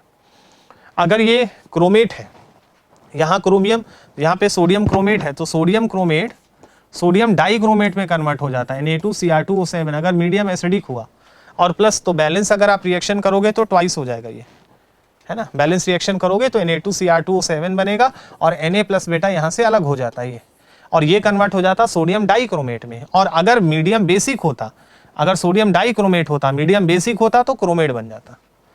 तो इसका मतलब है कि यहाँ पे जो कंपाउंड बना वो सोडियम डाइक्रोमेट है। ठीक है, तो बोला है कि कंपाउंड है और प्लस यहाँ पे वाटर बन रहा है, प्लस यहाँ पे H2O भी है ना, तो जो कंपाउंड बना वो है सोडियम डाइक्रोमेट। अब बोल रहा है यानी कि यही हमारा बी है। अब बोल रहा है कि इस कंपाउंड में कितने टर्मिनल ऑक्सीजन है, कितने किनारे पे ऑक्सीजन है। तो बेटा ये जो कंपाउंड है इसके दो पार्ट है, एक तो ट्वाइस Na प्लस है और एक होगा Cr2O7-2 डाइक्रोमेट आयन। और डाइक्रोमेट आयन का जो स्ट्रक्चर है अगर आप उसको बनाते हो तो डाइक्रोमेट आयन का स्ट्रक्चर बेटा ये होता है Cr डबल बॉन्ड O, इस तरह से अगर आप Cr2O7 का स्ट्रक्चर बनाओ, यहाँ पे ये डबल बॉन्ड O, यहाँ पे एक O आता है, ये Cr, ये डबल O, ये डबल O, और यहाँ पर O, यहाँ पे एक माइनस आएगा। सिमिलरली यहाँ पे ये सिंगल बॉन्ड होगा और यहाँ पे भी एक माइनस आएगा क्योंकि डाइक्रोमेट आयन है ये। अब इस डाइक्रोमेट आयन में ये वाला ऑक्सीजन तो बीच में है, इसको ब्रिज ऑक्सीजन कहते हैं, और ये तीनों टर्मिनल पे हैं तो इसको टर्मिनल ऑक्सीजन कहते हैं। तो एक टर्मिनल इधर किनारे पे जो है, एक यहाँ, एक यहाँ, एक यहाँ, 3 यहाँ है और 3 यहाँ है, तो टोटल टर्मिनल ऑक्सीजन के नंबर कितने हो गए? 6 हो गए। तो जो सोडियम डाइक्रोमेट बना उसमें टर्मिनल ऑक्सीजन का नंबर कितना यही पूछ रहा है, तो आपका करेक्ट आंसर होगा 6, कि इसमें टर्मिनल ऑक्सीजन कितने हैं, सो नंबर विल बी 6, और यही इसका करेक्ट आंसर है। तो डी ब्लॉक में सोडियम डाइक्रोमेट और पोटेशियम डाइक्रोमेट पढ़ाने का मेथड होता है, और इसको याद रखना कि सोडियम क्रोमेट सोडियम डाइक्रोमेट में कन्वर्ट होता है जब मीडियम एसिडिक होता है। एसिडिक का मतलब pH 7 से कम होता है, और जब मीडियम बेसिक होता है pH ग्रेटर देन 7, तो कहानी ये होती है। तो आपको समझना पड़ेगा, ये सब चीजें छोटी छोटी बातें हैं, छोटे छोटे ट्रिक्स हैं जिनको आपको ध्यान रखना है, और वहीं से इस रिएक्शन को लिया गया है। चलते हैं बेटा अगले सवाल की तरफ। हमारा अगला सवाल क्या है, चलिए इसको पढ़ते हैं। ये सवाल क्या कह रहा है और किस तरह से इसको डिफाइन करना है, तो चलिए देखते हैं सवाल क्या कह रहा है। सवाल कह रहा है कि द डिसप्रपोर्शनेशन ऑफ MnO4-2 पर मैग्नेट आयन होता है, ये सॉरी नॉट मैग्नेट आयन, पर मैग्नेट आयन होता है MnO4-1, ये मैग्नेट है MnO4-2। बोला इसका डिसप्रपोर्शनेशन करा रहे हैं इन एसिडिक मीडियम। ठीक, इसका मतलब है कि आपके पास क्या है, MnO4 है, MnO4-2, इसमें मैग्नीज की ऑक्सीडेशन स्टेट निकालोगे +6 आएगी। इसका डिसप्रपोर्शनेशन करा रहे इन एसिडिक मीडियम, मतलब यहाँ H+ प्रेजेंट है, medium is acidic. Result in the formation of 2 manganese compound A and B। जब इसका डिसप्रपोर्शनेशन करा रहे तो 2 कंपाउंड बनना, दोनों ही मैग्नीज के हैं, A एंड B। अब आप देखो कितनी बढ़िया रिएक्शन है। अब ये आपको पता नहीं होगा तो आप सवाल का आंसर दे ही नहीं सकते। आपको पता होना चाहिए कि पोटेशियम मैग्नेट का डिसप्रपोर्शनेशन कैसे होता है। यहाँ 2 कंपाउंड बनते हैं, जब इसका डिसप्रपोर्शनेशन कराते हैं तो एक बार ऑक्सीडेशन और एक बार ऑक्सीडेशन और एक बार रिडक्शन होता है। क्या होगा कि इसमें 2 चीज बनती है, एक तो बनता है मैग्नीज ऑक्साइड MnO2 प्लस एक प्रोडक्ट बनता है MnO4-1, that is a परमैग्नेट ion. ये है परमैग्नेट आयन, ठीक है, दिस इज अ परमैग्नेट आयन। ये क्या है, मैग्नेट आयन है, मैग्नेट आयन। और इसका डिसप्रपोर्शनेशन हुआ, मतलब मैग्नीज ऑक्सीडाइज और रिड्यूस हो रहा है। इसमें यहाँ देखो मैग्नीज +4 में आएगा और इसमें देखो मैग्नीज +7 में आएगा। तो एक बार इसका रिडक्शन हो रहा है, +6 से +4 में जा रहा है, और एक बार ऑक्सीडेशन हो रहा है, +6 से +7 में आ रहा है। ठीक, इतना हो रहा है। बोला if the oxidation state of Mn in B is smaller than A। Okay, तो बोला जो कंपाउंड B है उसमें Mn की ऑक्सीडेशन स्टेट A से कम है। तो दोनों में देखो, यहाँ Mn4 है, यहाँ Mn7 है, और B में Mn की ऑक्सीडेशन स्टेट कम है। इसका मतलब ये वाला B होगा और ये वाला A होगा। ठीक है, एक आपका B है और एक आपका A है। बात समझ पा रहे हैं आप लोग? 1 is B and 1 is A, क्योंकि B में ऑक्सीडेशन स्टेट कम है, यानी कि B इज अ MnO2। अब बोल रहा है कि then the spin only magnetic moment value of B। Okay, तो बोल रहा है कि इसका स्पिन मैग्नेटिक मोमेंट क्या होगा इस कंपाउंड का। तो स्पिन मैग्नेटिक मोमेंट का फार्मूला होता है म्यू बराबर √NN+2 बोर मैग्नेटॉन। ये मैग्नेटिक मोमेंट निकालने का फार्मूला होता है, जहां पे N क्या होता है, N होता है नंबर ऑफ अनपेयर्ड इलेक्ट्रॉन। तो आपको क्या करना है, इसका मैग्नेटिक मोमेंट बताना है इसका। तो आपको इस पूरे स्पीसीज में नंबर ऑफ अनपेयर्ड इलेक्ट्रॉन चाहिए मैग्नीज में, और मैग्नीज यहाँ किस स्टेट में है, +4 में है। यानी कि कुल मिला के आपके पास है MnO2, जहाँ मैग्नीज है +4 स्टेट में। इसका मैग्नेटिक मोमेंट म्यू बताना है। ठीक है, तो सबसे पहले मैग्नीज का जो होता है एटॉमिक नंबर वो होता है 25। नॉर्मल केस में कॉन्फ़िगरेशन लिखते हैं आर्गन, और यहाँ से आप लिखते हैं 3d5 एंड 4s2, ये तो मैग्नीज का होता है। लेकिन यहाँ मैग्नीज +4 स्टेट में है, तो अगर ये मैग्नीज +4 स्टेट में है तो इसका कॉन्फ़िगरेशन क्या होगा, 4 इलेक्ट्रॉन तो निकल जाएंगे, 4 निकल गए, तो बचेगा क्या, 2 यहाँ से 2 यहाँ से निकल जाएगा। तो ये बचेगा केवल 3d3 एंड 4s0, केवल ये बचेगा, क्योंकि 4 इलेक्ट्रॉन निकल गए, तो 2 तो आउटर शेल से निकला और 2 यहाँ से निकल गया। अब यहाँ पे D के पास होते हैं 5 ऑर्बिटल। ठीक, 5 में यहाँ पे 3 ही इलेक्ट्रॉन बच रहे। तो अब आपको पता चल गया कि अनपेयर्ड इलेक्ट्रॉन का नंबर 3 है, n बराबर 3 अनपेयर्ड। अब अगर अनपेयर्ड इलेक्ट्रॉन आ गया तो मैग्नेटिक मूवमेंट कितना हो गया, √NN+2 बोर मैग्नेटॉन, ये आ गया। n की वैल्यू 3 रख दीजिए, तो n की वैल्यू 3 रख देंगे तो आपको वैल्यू मिल जाएगी कितना, √15 आ जाएगा। √15 को अप्रॉक्सीमेटली सॉल्व कर लीजिए, 16 होता तो 4 होता, √15 है तो 3.85 के समथिंग आएगा मैग्नेटिक मोमेंट, और इस तरह से ये जो स्पीसीज बनी इसका मैग्नेटिक मोमेंट 3.85 के आसपास होगा। अगर नियरेस्ट इंटीजर में पूछ रहा है कि इसका क्लोजेस्ट इंटीजर क्या होना चाहिए, तो नियरेस्ट इंटीजर में आंसर 4 चला जाएगा, है ना, 3.85 के सबसे क्लोज का इंटीजर 4 होगा। तो अब यहाँ पे यही तो कह रहा है कि then the spin only magnetic moment value of B in Bohr magneton is nearest integer। तो nearest integer में आंसर कितना आ गया, 4 आ गया, तो यही आंसर हो गया। तो आप देखिए यहाँ पे दो चीजों को कैसे कनेक्ट किया गया, रिएक्शन भी पूछी गई कि जब हम इसको मैग्नेट को एसिडिक मीडियम में ट्रीट करते हैं तो क्या बनता है, ऑक्सीडेशन स्टेट की बात की गई, मैग्नेटिक कैरेक्टर की बात की गई, तो सबको करेक्ट किया गया। और ज़्यादातर देखिए सवाल कॉन्सेप्चुअल ही पूछता है, लेकिन हाँ ये है कि रिएक्शंस आपको बेटा पता होनी चाहिए। जितनी सवाल की प्रैक्टिस करेंगे, जितनी वैरायटीज़, आपको थ्योरी पढ़ने से बहुत ज़्यादा कुछ होगा नहीं, क्वेश्चंस पढ़िए, उसमें जहाँ फंसते हैं उसको जाकर एनसीईआरटी में अंडरलाइन करिए, तब जाके चीज़ें आपको क्लियर होंगी और बहुत आसानी से इनऑर्गेनिक केमिस्ट्री प्रिपेयर होगी। नाउ चलते हैं अगले सवाल की तरफ। हमारा अगला सवाल क्या है ये देखते हैं। तो चलिए देखते हैं सवाल क्या कह रहा है।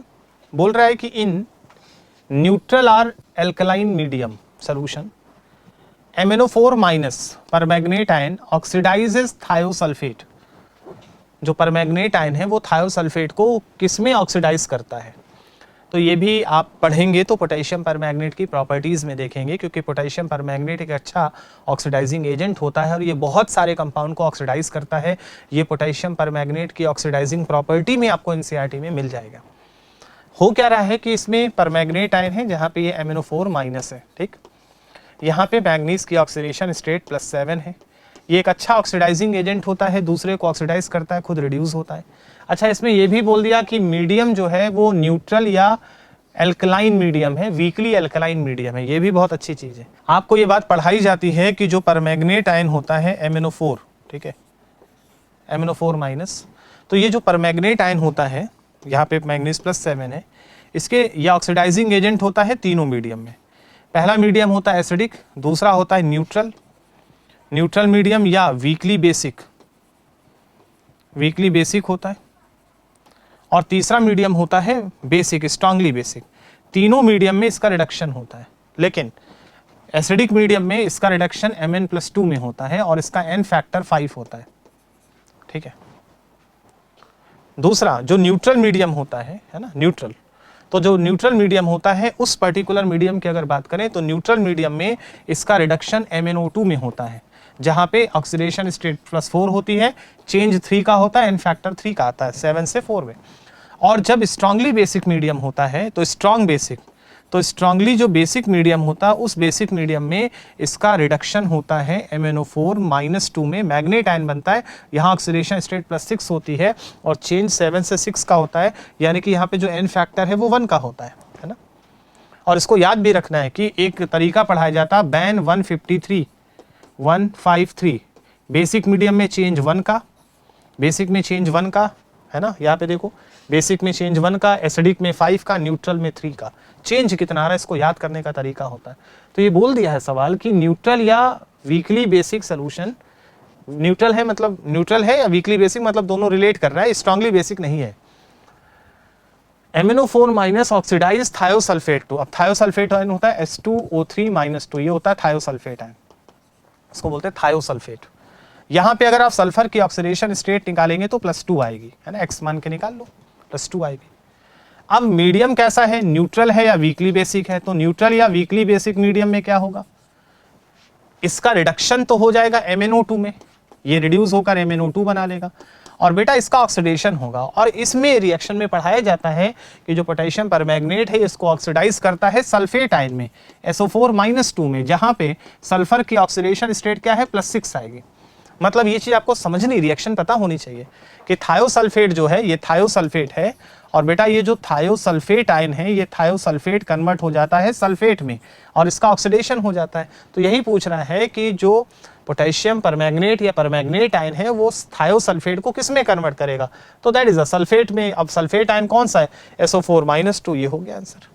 तो यही पूछ रहा है कि सवाल क्या, आप देखो यहाँ पे रिएक्शन है, ऑक्सीडेशन है, पोटेशियम परमैंगनेट का नेचर है, तो ये सब आपको पता होनी चाहिए। डी और एफ ब्लॉक से काफ़ी अच्छे सवाल बनाए जाते हैं जो रेडॉक्स से रिलेटेड है, ऑक्सीडेशन नंबर से जुड़े हैं, बैलेंसिंग से रिलेटेड है, ऑक्सीडाइजिंग रिड्यूसिंग प्रॉपर्टी से रिलेटेड है, तो इसमें बच्चे आपको क्लियरिटी होनी चाहिए। नाउ हम चलते हैं नेक्स्ट क्वेश्चन की तरफ। हमारा अगला क्वेश्चन क्या है वो देखते हैं।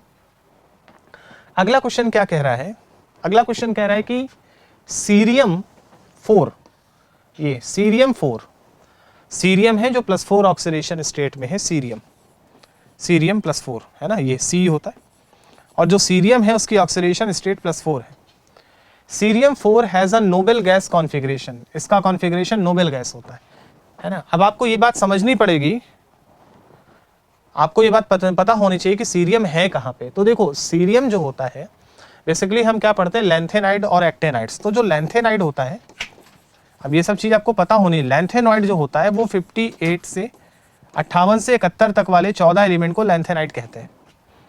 और पहला जो लैंथेनाइड एलिमेंट है जो लैंथेनम के जस्ट बाद आता है, लैंथेनम का एटॉमिक नंबर क्या होता है, 57 होता है।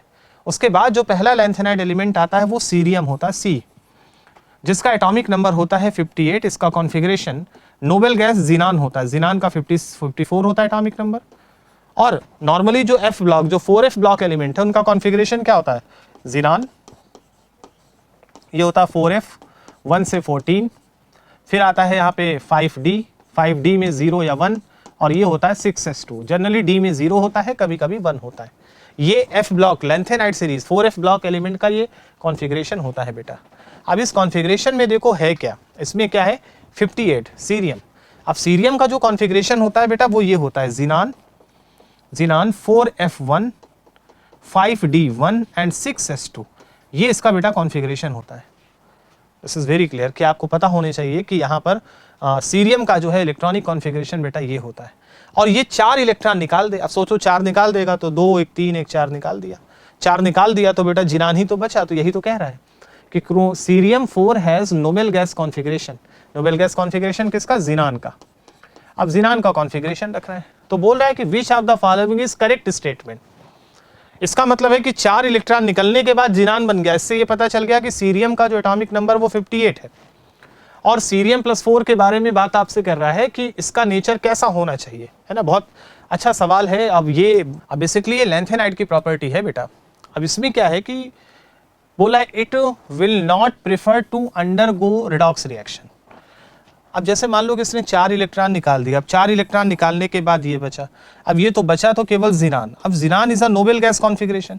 अब नोबल गैस कॉन्फ़िगरेशन स्टेबल होता है, नो डाउट। अगर स्टेबल है तो ना ये इलेक्ट्रॉन निकालना चाहेगा ना लेना चाहेगा। तो आपको पहला ऑप्शन सही लग सकता है कि it will not prefer to redox reaction, generally नहीं जाना चाहिए। लेकिन सीरियम का एक और कैरेक्टर होता है बेटा कि जो सीरियम होता है, जो इलेक्ट्रोड पोटेंशियल होता है सीरियम का, ये एनसीईआरटी में लिखा हुआ है कि सीरियम जो है +4 से जब +3 में जाता है तो इसका इलेक्ट्रोड पोटेंशियल 1.74 वोल्ट होता है। ये मतलब क्या है ना, ये इंटेक्स क्वेश्चन है, लाइन से उठाया गया क्वेश्चन है। सीरियम जब +4 से +3 बनाता है तो इसका इलेक्ट्रोड पोटेंशियल 1.74 वोल्ट है। इलेक्ट्रोड पोटेंशियल पॉजिटिव है, स्टैंडर्ड रिडक्शन पोटेंशियल पॉजिटिव है। और जब एसआरपी अगर ये नेगेटिव आ जाता, एसआरपी अगर नेगेटिव होता है ना, तो ये इलेक्ट्रॉन नहीं ले पाता। लेकिन क्योंकि इसका एसआरपी पॉजिटिव है, इसका मतलब इसमें इलेक्ट्रॉन लेने का नेचर है, क्योंकि जिसका एसआरपी जितना ज़्यादा पॉजिटिव होता है वो उतनी आसानी से इलेक्ट्रॉन गेन करता है, उसका रिडक्शन होता है और वो एक अच्छा ऑक्सीडाइजिंग एजेंट होता है। तो इसके साथ कन्वेंशनली ये होता है कि एक अच्छा ऑक्सीडाइजिंग एजेंट होता है और ये रिड्यूस होने का नेचर रखता है ना। वैसे तो नहीं होना चाहिए बट जनरली ये रखता है, इसलिए ये ऑप्शन तो बिल्कुल सही नहीं है। जनरली सोच थॉट प्रोसेस में आ सकता है बट इसका जो एसआरपी वैल्यू है उससे ये ऑप्शन ठीक नहीं है, क्योंकि एसआरपी पॉजिटिव है मतलब इलेक्ट्रॉन गेन करने का नेचर रखेगा। ये इसका जो सेल पोटेंशियल है वो पॉजिटिव आएगा। It will prefer to gain electron and act as an oxidising agent, बिल्कुल सही है, ये ऑप्शन सही होगा। ये इलेक्ट्रॉन गेन करने का नेचर रखेगा क्योंकि इसका एसआरपी पॉजिटिव है। It will prefer to give away an electron, never, क्योंकि इसका SRP जो इलेक्ट्रोड पोटेंशियल पॉजिटिव है तो इलेक्ट्रॉन लेने का नेचर है, निकालने का नेचर नहीं होगा, ये गलत।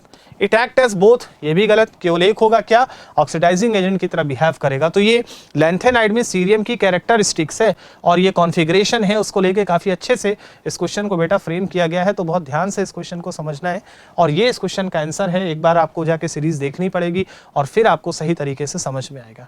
नाउ मूव करते हैं अपने अगले सवाल की तरफ। हमारा अगला सवाल क्या है, देखते हैं क्वेश्चन क्या बोला है। बोला the addition of dilute sodium hydroxide तो chromium +3 salt solution will gives.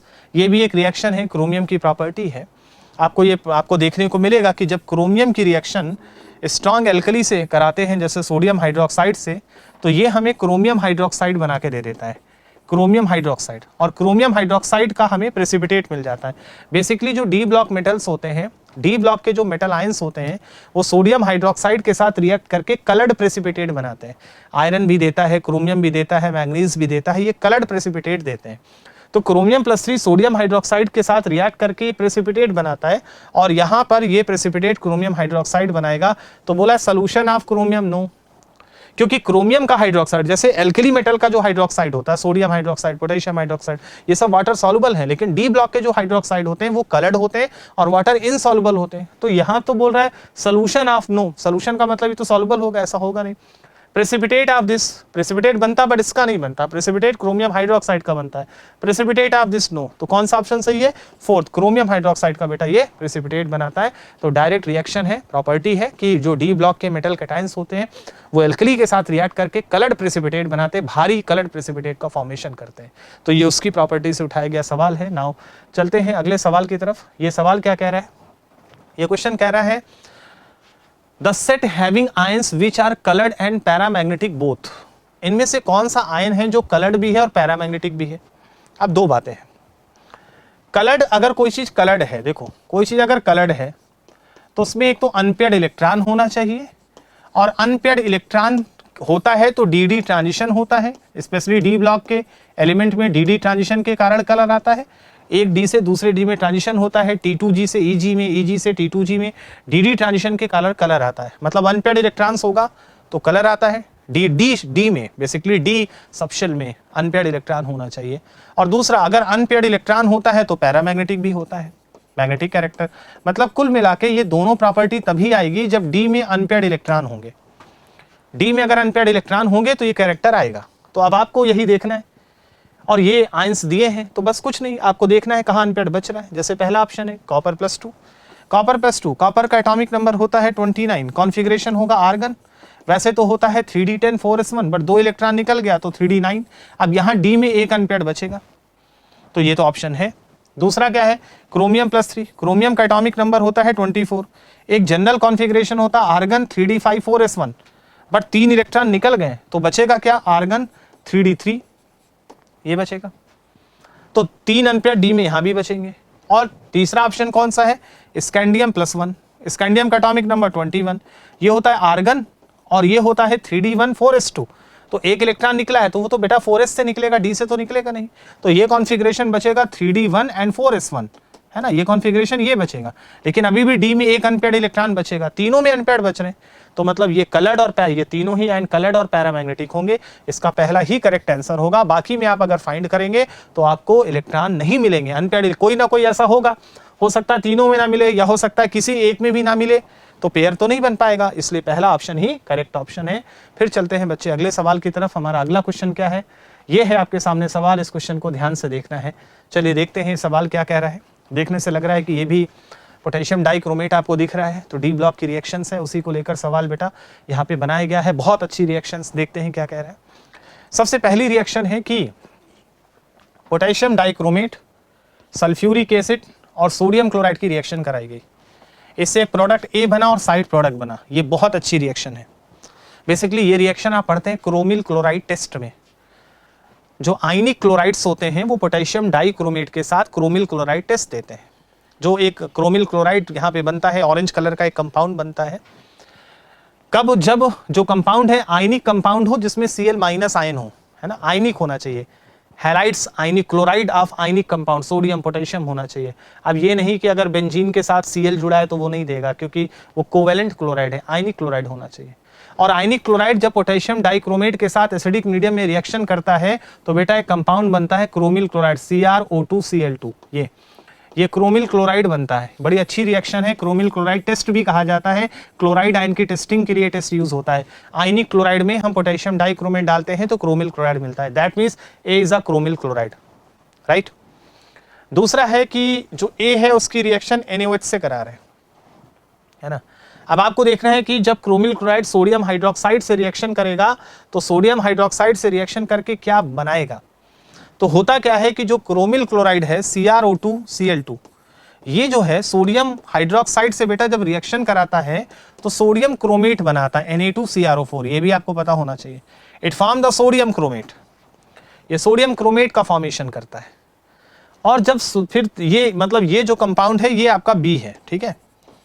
और फिर जब हम सोडियम क्रोमेट की रिएक्शन सल्फ्यूरिक एसिड से कराते हैं, ये है B की रिएक्शन H2 तो C बन रहा है।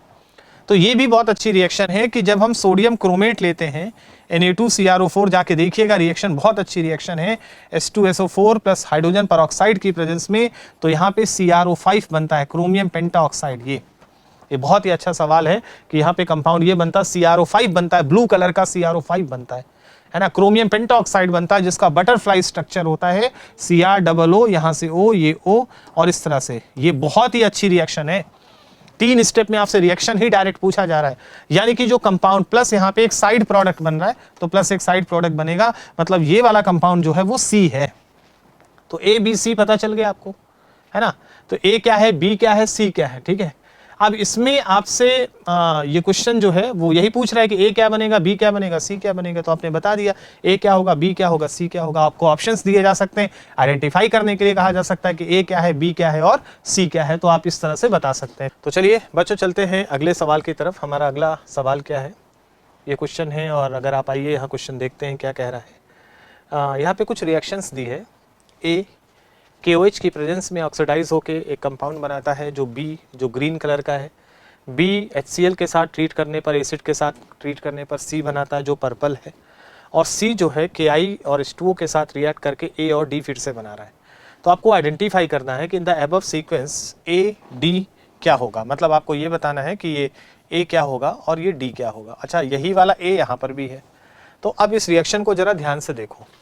अच्छा, ऑप्शन में आपको देखो Mn दिख रहा है ना, Mn दिख रहा है, यहाँ पे MnO4 दिख रहा है, K2MnO4 दिख रहा है, KMnO4 दिख रहा है।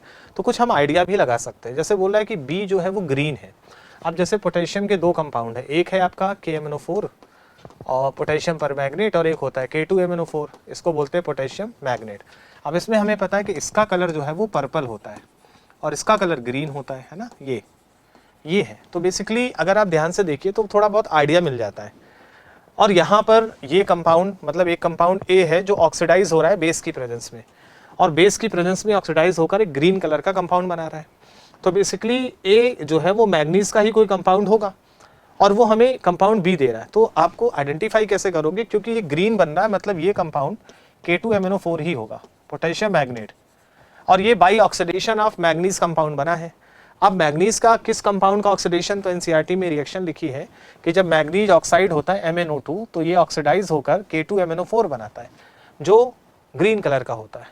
और अगले स्टेप में ये B है। अब ये ग्रीन कलर का कंपाउंड है और इस ग्रीन कलर के कंपाउंड को एसिड के साथ ट्रीट किया जा रहा है। अच्छा, यहाँ पर देखो Mn+4 था, यहाँ +4 से Mn+6 में आ गया है, और अब यहाँ पे Mn+6 में है और यहाँ पर्पल कलर का कंपाउंड बन रहा है। तो जो K2MnO4 है वो एसिडिक मीडियम में KMnO4 में कन्वर्ट हो जाता है जो पर्पल होता है। दैट मीन्स ये कंपाउंड जो है वो डेफिनेटली KMnO4 होगा, पोटेशियम परमैंगनेट, क्योंकि इसका कलर पर्पल होता है और ये +7 स्टेट में है। तो आपको ये भी पता चल गया कि C ये है। अब अगले पार्ट में कह रहा है कि जो C है अब KMnO4 है। KMnO4 एक अच्छा ऑक्सीडाइजिंग एजेंट होता है जो दूसरे को ऑक्सीडाइज करके खुद रिड्यूस होता है। और ये बता दिया कि इसमें से, अच्छा यहाँ पे जो Ki है इस पे I पर माइनस है, I पर -1 का चार्ज है, और ये एक ऑक्सीडाइजिंग एजेंट है, तो ये इसको ऑक्सीडाइज करेगा पोटेशियम आयोडाइड को। और एक रिएक्शन आपको पढ़ाई जाती है कि जब हम KMnO4 एक ऑक्सीडाइजिंग एजेंट है और इसकी रिएक्शन जब हम पोटेशियम आयोडाइड से कराते Ki से, है ना, इन प्रेजेंस ऑफ H2O, तो यहाँ से जो प्रोडक्ट बनता है वो MnO2 बनता है और प्लस यहाँ से ये I-1 को ऑक्सीडाइज कर देता है KiO3 में, है ना, पोटेशियम आयोडेट में, जहाँ आयोडीन +5 स्टेट में आता है। तो बेसिकली KMnO4 एक ऑक्सीडाइजिंग एजेंट है जो इसको ऑक्सीडाइज कर देगा, और ऑक्सीडाइज कर देगा खुद रिड्यूस हो जाएगा, रिड्यूस होके किस में जाएगा, Mn+4 में, यानी कि MnO2 बनेगा प्लस KiO3। तो डेफिनेटली जो A है वो तो क्लियर है कि ये A और ये A सेम है, तो ये तो MnO2 बन गया, और ये क्या बनेगा, ये कंपाउंड बनेगा KiO3 by oxidation of iodine. तो इसका मतलब है कि आपसे यही पूछ रहा है कि बताओ A क्या होना चाहिए और D क्या होना चाहिए, है ना। तो D आपका ये हो गया और A आपका ये है, तो आपको ऑप्शन चेक करना है कि A और D कौन सा होगा। तो यहाँ थर्ड ऑप्शन आपको करेक्ट दिख रहा है, A होगा MnO2 और D होगा KiO3। तो ये पोटेशियम परमैंगनेट की अलग अलग ऑक्सीडाइजिंग प्रॉपर्टी की रिएक्शन ही है ये, potassium permanganate, potassium magnet, manganese oxide, ये उनकी रिएक्शन और सीधा सीधा एनसीईआरटी की लाइन से उठाई गई रिएक्शन है, उसकी प्रॉपर्टी को यूज करके बेटा सवाल बनाया गया है। तो बड़ी अच्छी, क्योंकि पोटेशियम परमैंगनेट और पोटेशियम डाइक्रोमेट की सारी रिएक्शन आपको पता होनी चाहिए। फिर चलते हैं बच्चे अगले सवाल की तरफ। अगला सवाल ये क्या कह रहा है, चलिए सवाल पढ़ते हैं। बोल रहा है कि maximum number of possible oxidation state of actinides are shown by, है ना। ये एक्टिनाइड्स की मैक्सिमम पॉसिबल ऑक्सीडेशन स्टेट क्या हो सकती है। तो एक्टिनाइड्स और लैंथेनाइड दो सीरीज होता है। एक्टिनाइड सीरीज जो होती है वो 5F ब्लॉक के एलिमेंट्स होते हैं, है ना। 5F ब्लॉक एलिमेंट्स को एक्टिनाइड कहा जाता है ना। ये एक्टिनाइड, एक्टिनियम के आगे के 14 एलिमेंट्स होते हैं। एक्टिनियम का एटॉमिक नंबर 89 होता है, इसके आगे के 14 एलिमेंट यानी कि 90 से लेकर 103 तक के जो एलिमेंट्स है वो एक्टिनाइड्स कहलाते हैं, और ये 5F ब्लॉक एलिमेंट्स होते हैं। इन एलिमेंट्स की खासियत क्या होती है कि अगर इनका इलेक्ट्रॉनिक कॉन्फ़िगरेशन देखिए तो कॉन्फ़िगरेशन होता है नोबेल गैस रेडान, जिसका एटॉमिक नंबर 86 होता है। ये होता है 5F 1 से 14, यहाँ पे आता है 5F ब्लॉक है ना। तो यहाँ पे आता है 6D, D में 0 या 1 होता है, और फिर आता है 7S2। ये एक जनरल कॉन्फ़िगरेशन होता है F ब्लॉक एलिमेंट का, है ना। बेसिकली एक्टिनाइड्स का 5F ब्लॉक एलिमेंट का एक जनरल केस होता है। अब होगा क्या कि जैसे जैसे एटॉमिक नंबर बढ़ेगा तो इसमें तो दो फिक्स है, D में 0 या 1 होंगे, और F में एक एक करके इलेक्ट्रॉन भरता चला जाएगा, F में 1, F में 2, F में 3, F में 4, इस तरह से इसका इलेक्ट्रॉनिक कॉन्फ़िगरेशन होगा। अब शुरू में क्या होगा कि जैसे मान लीजिए कि ये तो फिक्स हो गया, ठीक, यहाँ पे ये फिक्स हो गया, या तो ये 2 1 3 होगा या ये 2 इलेक्ट्रॉन होंगे। ये इलेक्ट्रॉन आसानी से निकल सकते हैं, बॉन्ड बना सकते हैं, ऑक्सीडेशन में पार्ट लेंगे। भाई 2 अगर यहाँ 0 हुआ, यहाँ से 2 निकलेगा तो +2 ऑक्सीडेशन स्टेट होगी, और 1 यहाँ हुआ 2 यहाँ तो +3 ऑक्सीडेशन स्टेट होगी। ये तो कॉमन चलेगी। रही बात इसमें अब F में कितने इलेक्ट्रॉन है। अब जैसे मान लीजिए कि F में 1 इलेक्ट्रॉन है, केवल F में 1 इलेक्ट्रॉन है, तो अब ऑक्सीडेशन स्टेट ये वाला इलेक्ट्रॉन भी बॉन्ड में पार्ट लेगा, तो ये 1 प्लस यहाँ से 3 या 2 में से कोई एक होगा, तो यहाँ मैक्सिमम ऑक्सीडेशन स्टेट 4 हो सकती है। फिर अगर F में 2 आ गया तो ऑक्सीडेशन स्टेट क्या हो सकती है, 2 + 3 यानी कि 5 हो सकती है। अगर F में मान लीजिए 3 आ गया तो ऑक्सीडेशन स्टेट क्या होगी, 3 यहाँ पे और 3 पहले यहाँ से, तो टोटल 6 हो सकती है। तो ऐसे F में कितने इलेक्ट्रॉन्स हैं, तो F1, F2, F3, F4 वो कॉन्फ़िगरेशन पे डिपेंड करेगा हाईएस्ट ऑक्सीडेशन स्टेट कहाँ तक हो सकती है। अब फिर उसके बाद जब F में टोटल 14 इलेक्ट्रॉन आते हैं, अब जब F में 7 हो जाएगा तो फिर जैसे F में 8 होगा तो फिर अनपेयर्ड इलेक्ट्रॉनों के नंबर्स कम होने लगेंगे, तो ऑक्सीडेशन स्टेट फिर घटना शुरू हो जाएगी। पहले तो बढ़ेगी ऑक्सीडेशन स्टेट, फिर घटेगी। अब हाईएस्ट कहाँ पे होगी वो हमें चेक करना पड़ेगा, जैसे 4 + 3, 5 + 3, ऐसे हमें हाईएस्ट चेक करनी पड़ेगी। तो ये बेसिकली एक्टिनाइड सीरीज में हमें पढ़ाया जाता है 14 एलिमेंट, उनकी मोस्ट स्टेबल ऑक्सीडेशन स्टेट, उनका configuration and possible oxidation state. अब ये जो 14 एलिमेंट होते हैं, तो देखो शुरू वाले की तो हाईएस्ट नहीं होगी, क्योंकि F में 1 होगा, F में 2 होगा तो 4 हो रही, 5 हो रही है, 6 हो रही, आगे 7 होगी, 8 तक जाती है। बेसिकली जो एक्टिनाइड सीरीज एलिमेंट है उनकी हाईएस्ट ऑक्सीडेशन स्टेट 8 तक मूव करती है। 8 तक मूव करने के लिए F में कितने इलेक्ट्रॉन होने चाहिए, 5 इलेक्ट्रॉन या 6 इलेक्ट्रॉन होने चाहिए, तब वो 8 तक मूव करेगी, और फिर ऑक्सीडेशन स्टेट घटती है। तो शुरू में आपको ये देखना पड़ेगा कि कहाँ पे आपको मिलेगा, कि कहाँ पे आपको F में 3, F में 4, F में 5, F में 6 ये चेक करना पड़ेगा। अब ये एलिमेंट है, तो जो मैं थोड़ा सा आपको एक पिक्चराइज कर देता हूँ, इससे आप ज़्यादा समझ पाएंगे कि कौन है ऐसे जो हाईएस्ट ऑक्सीडेशन स्टेट शो करेंगे। यहाँ बर्कीलियम है और कैलिफोर्नियम है, नेपच्यूनियम है और प्लूटोनियम है, एक्टिनियम है और थोरियम है, यहाँ पे नोबेलियम है और लॉरेंसियम है। ये एलिमेंट्स है, आपको बताना है कौन हाईएस्ट शो करेगा। तो जरा मैं आपको अगले पेज पे ले चलता हूँ, ये थोड़ा सा आप इसको ध्यान से देखिए। ये 14 एलिमेंट्स हैं जो F ब्लॉक वाले होते हैं। यहाँ एक्टिनियम, थोरियम, है ना, यहाँ से लेकर लॉरेंसियम तक यहाँ पे दिया है। अब आप यहाँ देखिए कॉन्फ़िगरेशन, अगर आप ध्यान से चेक करिए तो यहाँ पे आप जरा कॉन्फ़िगरेशन को बेटा ऑब्जर्व करिए, ठीक है। कॉन्फ़िगरेशन देखिए, तो पहले यहाँ पे तो 6D1 7S2 है, फिर उसके बाद यहाँ पे देखिए जैसे ही 90 पे गए तो 6d2 एंड 7s2, तो यहाँ 2 2 4 होगी ऑक्सीडेशन स्टेट। फिर यहाँ पे देखो तो 5f2 6d1 एंड 7s2, तो यहाँ पे टोटल ऑक्सीडेशन स्टेट 2 1 3 2 5 तक जा रही है। ऐसे आप ध्यान से देखिए तो यहाँ पे हाईएस्ट 7 और यहाँ पे 8 मिल रहा है। ये दो एलिमेंट है जो हाईएस्ट ऑक्सीडेशन स्टेट तक जा रहे हैं। और ये दो एलिमेंट कौन कौन से हैं, एक तो नेपच्यूनियम है और दूसरा प्लूटोनियम है। अगर आप देखिए यहाँ पर यानी कि एटॉमिक नंबर 93 एंड 94 वाले हाईएस्ट शो कर रहे हैं। तो ये अलग अलग एलिमेंट की पॉसिबल ऑक्सीडेशन स्टेट है। यहाँ पे दिया है मोस्ट स्टेबल ऑक्सीडेशन स्टेट कौन सी, डायरेक्टली पूछा जाता है कि आपसे कहा जाए कि बताइए इसकी मोस्ट स्टेबल ऑक्सीडेशन स्टेट कौन सी है ना। ज्यादातर देखिए 3 सब की है, यहाँ पे देखिए 3 सब की है, ये 3 एलिमेंट है जिसकी 3 नहीं 4 है। तो आपको ये भी समझना है मोस्ट कॉमन ऑक्सीडेशन स्टेट +3 होती है, बट किसी की +4 भी होती है, 5 भी होती है, 6 भी होती है। मैक्सिमम पॉसिबल कहाँ तक जाती है, 8 तक जाती है। तो हाईएस्ट पॉसिबल 2 ही आता है, 7 और 8, एक नेपच्यूनियम और एक प्लूटोनियम। यहाँ पे इसका एटॉमिक नंबर 90 है, ये 91 है, ये 92 है, ये 93 है और ये 94 है। यानी कि 93 और 94 वालों की हाईएस्ट ऑक्सीडेशन स्टेट होती है। तो इसमें नेपच्यूनियम और प्लूटोनियम आ रहा है, तो आपको ऑप्शन चेक करना पड़ेगा। यही वाला ऑप्शन है नेपच्यूनियम और प्लूटोनियम, जहां पे एलिमेंट अपनी हाईएस्ट ऑक्सीडेशन स्टेट में आ रहा है। तो ये आपको बेसिकली जो एक्टिनाइड सीरीज है उसमें क्या क्या सवाल बनता है, एक तो एलिमेंट्स का एटॉमिक नंबर, दूसरा उसका कॉन्फ़िगरेशन आना चाहिए, कहाँ कहाँ एक्सेप्शंस है वो आपको देखना है। फिर आपको पॉसिबल ऑक्सीडेशन स्टेट चेक करनी है, किसकी हाईएस्ट ऑक्सीडेशन स्टेट होती है, मोस्ट स्टेबल ऑक्सीडेशन स्टेट क्या होती है। तो एनसीईआरटी में 2 पेज पर ये सब कुछ दिया है, उसको बहुत ध्यान से बेटा देखना है क्योंकि डायरेक्टली सवाल पूछा जाता है। फिर चलते हैं अगले सवाल की तरफ। हमारा अगला सवाल ये है, इस सवाल को अगर ध्यान से देखा जाए तो ये क्वेश्चन क्या कह रहा है, क्वेश्चन कह रहा है कि which series of reaction correctly represent the chemical reaction related to the iron its compound. यहाँ पे क्या है, एक कुछ सीरीज ऑफ रिएक्शंस दी है, उसमें आपको बताना है कि कौन सी सीरीज इसकी सही है, ठीक है ना, ये आपको चेक करना है। पहली सीरीज में क्या है कि यहाँ पे Fe है, Fe की रिएक्शन डाइल्यूट H2SO4 से करा रहे हो तो FeSO4 बनना, ये सही है बेटा। क्योंकि देखो अगर आप रिएक्शन कराओगे यहाँ पे तो यहाँ पे देखो पहली रिएक्शन में क्या होगा, फर्स्ट रिएक्शन में Fe, अब Fe की रिएक्शन आपने H2SO4 से कराई तो क्या होगा, हाइड्रोजन को रिप्लेस कर देगा, FeSO4 बन जाएगा और हाइड्रोजन गैस यहाँ से रिलीज हो जाएगी। यानी कि ये वाला स्टेप तो बिल्कुल सही है, ठीक। अगले स्टेप में FeSO4 का ऑक्सीडेशन हो रहा है, यहाँ देखो O2 है, तो अगर ऑक्सीडेशन होगा तो क्या बनेगा, FeSO4 ऑक्सीडाइज होगा। अगर आपने इसको ऑक्सीडाइज कर दिया तो ऑक्सीडाइज होके यहाँ Fe+2 स्टेट में है, ऑक्सीडाइज होके +3 में चला जाएगा तो Fe2SO4 का होल थ्राइस बन जाएगा यहाँ आयरन +3 में।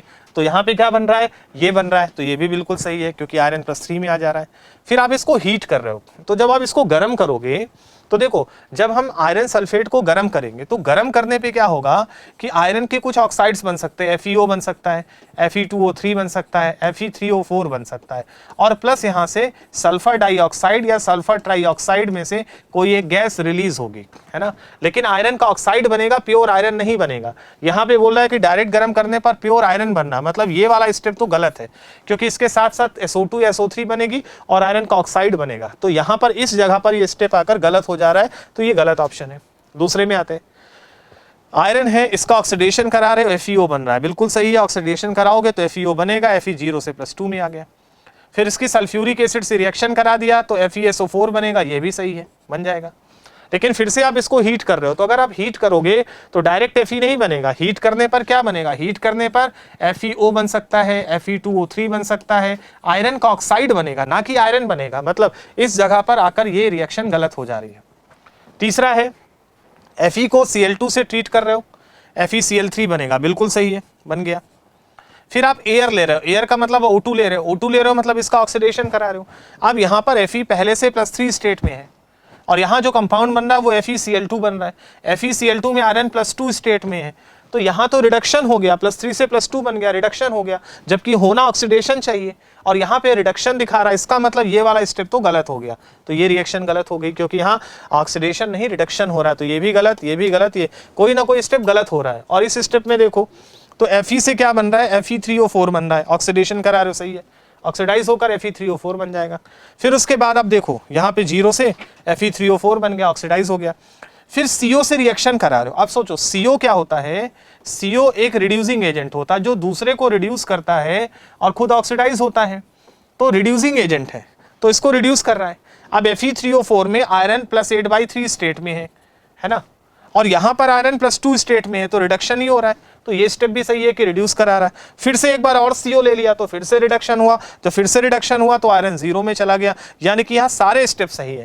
दैट मीन्स कि इसका जो करेक्ट आंसर होगा that will be the 4th is the correct answer. देखो ध्यान से कितना बढ़िया सवाल बनाया गया, 4th इसका करेक्ट आंसर है। कहीं ना कहीं से बीच बीच में कुछ मिस्टेक्स हो रही हैं, और ये याद रखना कि आयरन का सल्फेट उसको गर्म करोगे तो आयरन का ऑक्साइड बनेगा, सल्फर डाइऑक्साइड या सल्फर ट्राइऑक्साइड गैस रिलीज होगी, प्योर आयरन नहीं बनता है, और यही इस सवाल में मेन बात है, इसको समझना पड़ेगा। तो रिएक्शन सीक्वेंस है, सिंपल रिएक्शन है, डी ब्लॉक की रिएक्शन से। आगे चलते हैं बच्चों, यहां पर ये आपके पास एक सवाल है, यहां पे ध्यान से पढ़ते हैं सवाल क्या कह रहा है। सवाल कह रहा है कि during the qualitative analysis, practical chemistry का सवाल है ये, during the qualitative analysis of salt cation Y+2, एक कैटायन है Y+2, एडिशन ऑफ रीजेंट, इसमें एक रीजेंट मिलाया गया to alkaline solution of the salt gives a bright red precipitate, एक रेड प्रेसिपिटेट बन रहा है, तो रीजेंट X क्या होगा और कैटायन Y क्या होगा, राइट। इसमें दो बात है, बोला एक कैटायन है Y, टेस्ट है, प्रैक्टिकल केमिस्ट्री का सवाल है, कोऑर्डिनेशन केमिस्ट्री में भी आता है ये सवाल, बहुत अच्छा टेस्ट होता है। तो ये Y+2 है, अब इसमें आपने एक रीजेंट मिलाया, रीजेंट है X, अब इस रीजेंट को मिलाने से एक कंपाउंड बन गया जो रेड कलर का है, यहां से देखिए gives a bright red precipitate, यहाँ पे आपको रेड प्रेसिपिटेट मिलता है। तो ये अगर आपको याद हो तो ये बहुत अच्छी रिएक्शन है ना। बोला Y क्या होगा और X क्या होगा, ठीक है, और ऑप्शन में आपको दिख रहा है। तो मैं आपको बता रहा हूं, ये डायरेक्ट एक सवाल है कि निकिल का एक टेस्ट होता है, निकिल जो होता है निकिल +2, जब इसमें हम डाईमेथाइल ग्लाइऑक्साइम मिलाते हैं DMG, निकिल का DMG टेस्ट कहलाता है, डाईमेथाइल ग्लाइऑक्साइम ये होता है DMG। तो जब हम इसमें डाईमेथाइल ग्लाइऑक्साइम मिलाते हैं, है ना, तो डाईमेथाइल ग्लाइऑक्साइम मिलाने पर होता क्या है, डाईमेथाइल ग्लाइऑक्साइम का बेटा आपको फार्मूला पता होना चाहिए, क्योंकि बड़े अच्छे अच्छे सवाल बनते हैं डाईमेथाइल ग्लाइऑक्साइम से। तो ये जो डाईमेथाइल ग्लाइऑक्साइम है इसका बहुत अच्छा टेस्ट होता है निकिल का। इसमें होता क्या है, ये डाईमेथाइल ग्लाइऑक्साइम ये होता है CH3C CH3, ये डबल बॉन्ड N, ये होता है बेटा OH, और ये होता है डबल बॉन्ड N, और ये होता है OH। यहाँ पे नाइट्रोजन लोन पेयर होता है, ये कोऑर्डिनेट बॉन्ड देता है ऐसे। ये डाईमेथाइल ग्लाइऑक्साइम है, निकिल इसके साथ रिएक्ट करता है और रिएक्ट करके कॉम्प्लेक्स बनाता है। यहाँ पे 2 मोल्स ऑफ DMG यूज होता है, और यहाँ पे कॉम्प्लेक्स बनता है NiDMG डाईमेथाइल ग्लाइऑक्साइम का होल ट्वाइस, ये कॉम्प्लेक्स बनता है DMG का ट्वाइस, और ये जो कॉम्प्लेक्स होता है ये रेड कलर का होता है। तो वैसे तो बेटा ये टेस्ट ऑफ निकिल है, निकिल का टेस्ट है, मतलब ये कंफर्म है कि Y तो निकिल होगा और X होगा डाईमेथाइल ग्लाइऑक्साइम। तो Y होगा निकिल और X होगा डाईमेथाइल ग्लाइऑक्साइम। तो डेफिनेटली ये सवाल आ गया कि dimethylglyoxime and nickel, correct answer तो फर्स्ट है इसका, है ना। ये निकिल का टेस्ट है, ब्लड रेड कलर आपको मिलता है, बहुत अच्छा टेस्ट है, ये आपको पढ़ाया जाता है बेटा। लेकिन फिर भी यहाँ पे जो कॉम्प्लेक्स बना, इस कॉम्प्लेक्स को भी समझ लो, क्योंकि इससे सवाल आता है। ये जो बनता है निकिल के साथ जब DMG जुड़ता है तो पूरा कॉम्प्लेक्स क्या बनता है वो मैं समझाता हूँ। एक कॉम्प्लेक्स बनता है Ni, ये होता है CH3, ये C, ये C, ये CH3, यहाँ ये होता है डबल बॉन्ड N, ये होता है OH, ध्यान से समझना, और ये होता है C डबल बॉन्ड N, और ये होता है O-, क्योंकि H+ निकल जाता है, ग्लाइऑक्सिमेट बनता है। अब यहाँ से ये नाइट्रोजन इसको पेयर देकर ये कोऑर्डिनेट बॉन्ड बनाता है, और एक कोऑर्डिनेट बॉन्ड ये बनता है। सिमिलरली दूसरा जो मॉलिक्यूल है उसके साथ भी ऐसा ही होता है, बट ये O- होता है, यहाँ पे डबल बॉन्ड C, ये C, ये डबल बॉन्ड, ये N, यहाँ पे ये O, ये होता है H, और इधर ये CH3 और ये CH3, ठीक है। और यहाँ से यहाँ पेयर होता है, एक पेयर ये, एक पेयर इधर से देता है, और एक पेयर ये यहाँ से देता है, ये इस तरह से पूरा कॉम्प्लेक्स बनता है। साथ साथ यहाँ पर हाइड्रोजन बॉन्ड बनता है, देखो यहाँ पे ये पार्शियल प्लस है तो इसके साथ हाइड्रोजन बॉन्ड इधर से बनता है, और एक हाइड्रोजन बॉन्ड इधर से बनता है। पूरा कॉम्प्लेक्स बहुत स्टेबल हो जाता है, और ये पूरा कॉम्प्लेक्स बनता है, ध्यान से समझिएगा। यही रेड कलर का कॉम्प्लेक्स होता है, ये निकिल का टेस्ट होता है।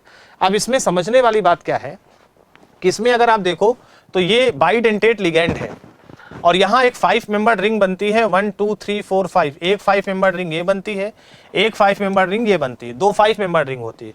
और जब यहाँ हाइड्रोजन बॉन्डिंग बनती है, ये HB है, तो जब हाइड्रोजन बॉन्डिंग बनती है तो देखो यहाँ कितनी मेंबर रिंग बनती है, 1 2 3 4 5 6, ये 6 मेंबर रिंग बनती है, और इधर भी 6 मेंबर रिंग बनती है। तो इस कॉम्प्लेक्स में 2 6 मेंबर रिंग बनती है by hydrogen bonding, 2 5 member ring बनती है। ये कॉम्प्लेक्स बहुत स्टेबल हो जाता है, और ये निकिल का टेस्ट होता है। तो बहुत अच्छा सवाल होता है निकिल के टेस्ट को लेकर, तो डायरेक्टली इस चीज को याद रखना, डायरेक्ट उस पॉइंट से उठा के इस क्वेश्चन को बेटा जनरेट किया गया है। है ना। तो याद रखना निकेल का टेस्ट होता है। फिर चलते हैं बच्चे हमारे अगले सवाल की तरफ। हमारा अगला सवाल ये है, इस सवाल को देखिए, थोड़ा से प्रैक्टिकल केमिस्ट्री और यहाँ पे भी KMnO4 और MnO2 की बात हो रही है। जरा इस सवाल को भी देखते हैं क्या कह रहा है। इस क्वेश्चन में कह रहा है कि thermal decomposition of manganese compound X at 513 kelvin result the compound Y बन रहा है। बोला है कि मैग्नीज का एक कंपाउंड है X एक मैग्नीज का कंपाउंड है जिसको गर्म कर रहे हैं, हीट करने पर एक कंपाउंड Y बन रहा है, MnO2 बन रहा है और एक गैसियस प्रोडक्ट बन रहा है। मतलब तीन चीज बन रही है, एक तो Y बन रहा है, एक MnO2 बन रहा है और एक कोई गैस बन रही है। ठीक है, ध्यान से समझिएगा ये। फिर आगे कह रहा है कि MnO2 react with NaCl and concentrate H2SO4। तो ये जो MnO2 बना, इस MnO2 की रिएक्शन कराई जा रही किससे, NaCl के साथ, इन प्रेजेंस ऑफ H2SO4। ठीक है, इसके साथ रिएक्शन कराई जा रही है two gives the pungent gas Z। जब इसको रिएक्शन कराई जा रही है तो एक पंजेंट स्मेल वाली एक गैस Z बन रही है। Z एक गैस बन रही है, एक पंजेंट स्मेलिंग गैस बन रही है। ठीक है, तो आपको आइडेंटिफाई करना है कि इसमें क्या क्या हो सकता है। तो पूछ रहा है X क्या होगा, Y क्या होगा और Z क्या होगा, है ना। X Y Z पूछ रहा है। तो फिर से देखते हैं कि क्या हो सकता है। थर्मल डिकम्पोजिशन करा रहे हैं, तो अब आपके पास यहाँ पे देखना है कि इसमें से क्या हो सकता है, कौन कौन सी रिएक्शंस हो सकती है बेटा। तो देखो यहाँ पर क्या होता है कि अगर हमारे पास, ध्यान से देखिएगा, अगर हमारे पास कोई एक पर्टिकुलर हमने कंपाउंड जैसे हीट कर रहे हैं, हीट करने पर ये बन रहा है, तो हमारे पास कंपाउंड हो क्या सकता है वो आपको चेक करना है। ठीक है ना। तो अगर आप देखिए कि X और Y और यहाँ MnO2 बन रहा है, तो मतलब X में मैग्नीज तो होना चाहिए। अब मैग्नीज में अगर आप कंपाउंड देखो तो तुम्हारे पास एक कंपाउंड KMnO4 है ना, एक कंपाउंड KMnO4 है, एक कंपाउंड तुम्हारे पास K2MnO4 है, पोटेशियम मैग्नेट K2MnO4, और K3MnO4 तो होता ही नहीं है। तो K3MnO4 की तो हम बात ही नहीं करते, तो ये तो लेंगे नहीं। अब यही दो चीज बचती है, तो कंपाउंड क्या हो सकता है वो देखना पड़ेगा। तो होता क्या है, आपने एक रिएक्शन, फिर से ये पोटेशियम परमैंगनेट की प्रॉपर्टी को लेकर बना हुआ सवाल है, और सवाल ये है कि जो पोटेशियम परमैंगनेट होता है बेटा KMnO4, जब हम इसको हाई टेम्परेचर पर गर्म करते हैं, ठीक है, तो हाई टेम्परेचर पे गर्म करने पर ये दो कंपाउंड बनाता है, एक तो K2MnO4 बनाता है और एक MnO2 बनाता है, ये दो कंपाउंड बनाता है। ठीक है, तो एक कंपाउंड तो आपका K2MnO4 बनेगा प्लस एक कंपाउंड MnO2 बनेगा, और बोल रहा है एक गैसियस प्रोडक्ट। अब आपको देखना है कि वो गैसियस प्रोडक्ट क्या बन सकता है। तो देखो गैसियस प्रोडक्ट क्या हो सकता है भाई, ये डिकम्पोज हुआ तो एक तो ये बन गया, एक तो ये बन गया। अब इसमें से और गैस निकल क्या सकती है, ऑक्सीजन ही है जो गैस के फॉर्म में रिलीज हो सकती है। तो गैसियस प्रोडक्ट O2 होगा, मतलब ये तो पक्का है कि गैस O2 होगा। दो कंपाउंड बनेगा K2MnO4 और MnO2। यहाँ पे मैग्नीज +7 है, यहाँ पे +6 है और यहाँ पे +4 है। ये बहुत अच्छी रिएक्शन है, पोटेशियम परमैंगनेट का थर्मल डिकम्पोजिशन है, जिससे पोटेशियम मैग्नेट और मैग्नीज ऑक्साइड का फॉर्मेशन होता है। तो ये रिएक्शन लिख दी। फिर उसके बाद क्या हो रहा है कि MnO2 की रिएक्शन, अगले स्टेप में जो MnO2 बना उसकी रिएक्शन NaCl से करा रहे हो। अब आप देखो Mn यहाँ पे +7 स्टेट में है, Mn +4 स्टेट में है, और यहाँ पे Cl -1 स्टेट में है ना, ये हो रहा है। तो डेफिनेटली इस पूरी रिएक्शन में प्रोडक्ट आपका बन क्या सकता है, ये आपको देखना पड़ेगा, है ना। तो देखो यहाँ पर जो ये है H2SO4, ये एक अच्छा ऑक्सीडाइजिंग एजेंट होता है, ये ऑक्सीडेशन के प्रोसेस में ले जाएगा, है ना, एक अच्छा ऑक्सीडाइजिंग एजेंट है। और जो गैस बनेगी वो क्या बन सकती है, पंजेंट स्मेल वाली गैस। तो ये इसकी प्रेजेंस में, अच्छा ये भी इसको ऑक्सीडाइज कर सकता है, खुद रिड्यूस हो सकता है, क्योंकि ये Cl- जो है ये हाइड्रोजन सल्फ्यूरिक एसिड के अगेंस्ट ये इसको आसानी से ऑक्सीडाइज कर सकता है Cl को। और पंजेंट स्मेल Cl2 गैस की होती है, ये क्लियर है कि Cl2 गैस ही बनेगी, है ना, क्योंकि ये इसको ऑक्सीडाइज करेगा। अगर ये इसको ऑक्सीडाइज करता या रिड्यूस करता तो SO2 बनता, लेकिन ये इसको ऑक्सीडाइज करेगा। तो डेफिनेटली हमें समझ में आ रहा है कि जो गैस बननी चाहिए वो हमारी Cl2 बननी चाहिए, क्लोरीन गैस। तो Cl- से Cl2 बन जाएगा। अच्छा और क्या क्या बन सकता है, जैसे अगर और देखो, ये तो ऑप्शन मिल गया, लेकिन और क्या क्या बन सकता है, जैसे इसी से सोडियम इसके साथ रिएक्शन कर रहा है तो सोडियम हाइड्रोजन सल्फेट बन सकता है। इसके अलावा मैग्नीज, क्योंकि Cl- ऑक्सीडाइज हो रहा है तो ये भी रिड्यूस होगा, तो ये प्रोडक्ट रिड्यूस होकर MnCl2 बन जाता है। तो पूरी रिएक्शन कुछ इस तरह से चलती है, लेकिन फाइनली Cl- ऑक्सीडाइज होकर Cl2 बनाता है, जो पंजेंट स्मेल वाली गैस है। तो इसमें हमें देखना पड़ेगा कि क्या हो सकता है। तो ये पक्का है कि X होगा KMnO4, है ना, X होगा क्या KMnO4, Y क्या होगा K2MnO4, Y ये है, और Z क्या होगा क्लोरीन होगा। तो KMnO4 K2MnO4 एंड क्लोरीन, कहाँ दिख रहा है? ये वाला ऑप्शन। X है KMnO4, Y है K2MnO4 और Z क्या है? Cl2। तो ये अगर देखा जाए तो थर्मल डिकम्पोजिशन की रिएक्शन है और उस रिएक्शन को आगे एक्सटेंड करा दिया गया और एक्सटेंड करा के आपसे बेटा प्रोडक्ट पूछ लिया गया है। तो बहुत अच्छा सवाल है, इस सवाल को ध्यान से देखिए क्योंकि कितने अच्छे अच्छे सवाल, देखो जो कलेक्शन हम लेके आए हैं उसमें क्या है कि पूरा चैप्टर का क्रिस्प आ रहा है, इंपॉर्टेंट रिएक्शंस आ रही है कि क्या क्या सवाल हो सकता है और एक तरह से पूरा चैप्टर को हम रिवाइज करा रहे हैं कि कैसे कैसे प्रोडक्ट्स बनते हैं। फिर इसी तरह से चलते हैं बेटा आगे और अगला सवाल हमारे सामने क्या है? आपके सामने ये सवाल लिखा है, सवाल को ध्यान से पढ़िए क्या कह रहा है सवाल और देखते हैं, क्योंकि प्रैक्टिकल केमिस्ट्री भी है इसमें तो देखना पड़ेगा सवाल क्या कह रहा है। सवाल कह रहा है the potassium ferrocyanide, potassium ferrocyanide क्या होता है? K4FeCN6, ठीक है बेटा, ये होता है potassium ferrocyanide. gives a Prussian blue color when added to, okay बोला है कि इसमें क्या मिलाया जाए, मतलब कौन सा रीजेंट मिलाया जाए कि ये मिलाने पर आपको एक प्रुशियन ब्लू कलर मिले। अब ध्यान से देखना, ये कोऑर्डिनेशन केमिस्ट्री में भी पढ़ाया जाता है, ये आयरन के टेस्ट में भी पढ़ाया जाता है। Prussian blue, Prussian blue colour किसका होता है? कंपाउंड होता है जिसको बोलते हैं फेरी फेरोसाइनाइड, जिसका फार्मूला होता है Fe4FeCN6 का होल थ्राइस। ये यहां पर ये वाला जो बाहर वाला आयरन है ये +3 स्टेट में होगा, यहां 3 है तो इसका चार्ज +3 आएगा और अंदर वाला जो आयरन है वो +2 स्टेट में आएगा, ठीक है। आप रख के देख लेना, ये वाला -4 हो जाएगा, इसको x मान के निकालना तो अंदर वाला आयरन +2 में आएगा। तो बाहर +3 अंदर +2 है तो इसको बोलते हैं फेरी फेरो, अंदर +2 है तो फेरो, फेरी फेरोसाइनाइड। ये कंपाउंड बोला जाता है फेरी फेरोसाइनाइड, इसको प्रुशियन ब्लू कहते हैं। एक होता है टर्नबुल ब्लू, एक और कंपाउंड होता है जिसको बोलते हैं टर्नबुल ब्लू, जिसका कलर टर्नबुल होता है, टर्नबुल ब्लू। ये कंपाउंड क्या होता है? ये फेरोफेरिसाइनाइड होता है, ठीक है। ये कंपाउंड जो होता है फेरोफेरिसाइनाइड होता है, ये होता है FeCN6 और यहां होल ट्वाइस। अब यहां 2 है तो यहां चार्ज +2 का आएगा और यहां 3 है तो यहां -3 का आएगा, यहां चार्ज निकालोगे +3 आएगा। तो ये बोला जाता है फेरोफेरिसाइनाइड, ठीक है, फेरोफेरिसाइनाइड। ये सब चीजें हमको जाननी चाहिए क्योंकि ये सब टेस्ट को लेकर बनाया गया सवाल है, ठीक है। तो बोल रहा है कि अब आप समझना, यहां बाहर +2 है, यहां बाहर +3 है। तो बोल रहा है कि पोटेशियम फेरोसाइनाइड सोल्यूशन है, gives a Prussian blue colour when added to, क्या मिलाया जाए कि ये बन जाए। अब ये बनने के लिए बाहर आयरन +3 आना चाहिए और बेसिकली ये टेस्ट जो है, ये टेस्ट बेसिकली आयरन +3 को डिटेक्ट करने के लिए ही होता है, क्योंकि प्रुशियन ब्लू ये होता है और इसमें बाहर आयरन +3 होता है और ये Fe+3 की टेस्टिंग के लिए होता है कि किसी भी कंपाउंड में अगर Fe+3 आयन है तो वो इससे रिएक्ट करके ये बना देगा, पोटेशियम को रिप्लेस कर देगा, उसकी जगह पे Fe+3 आ जाएगा।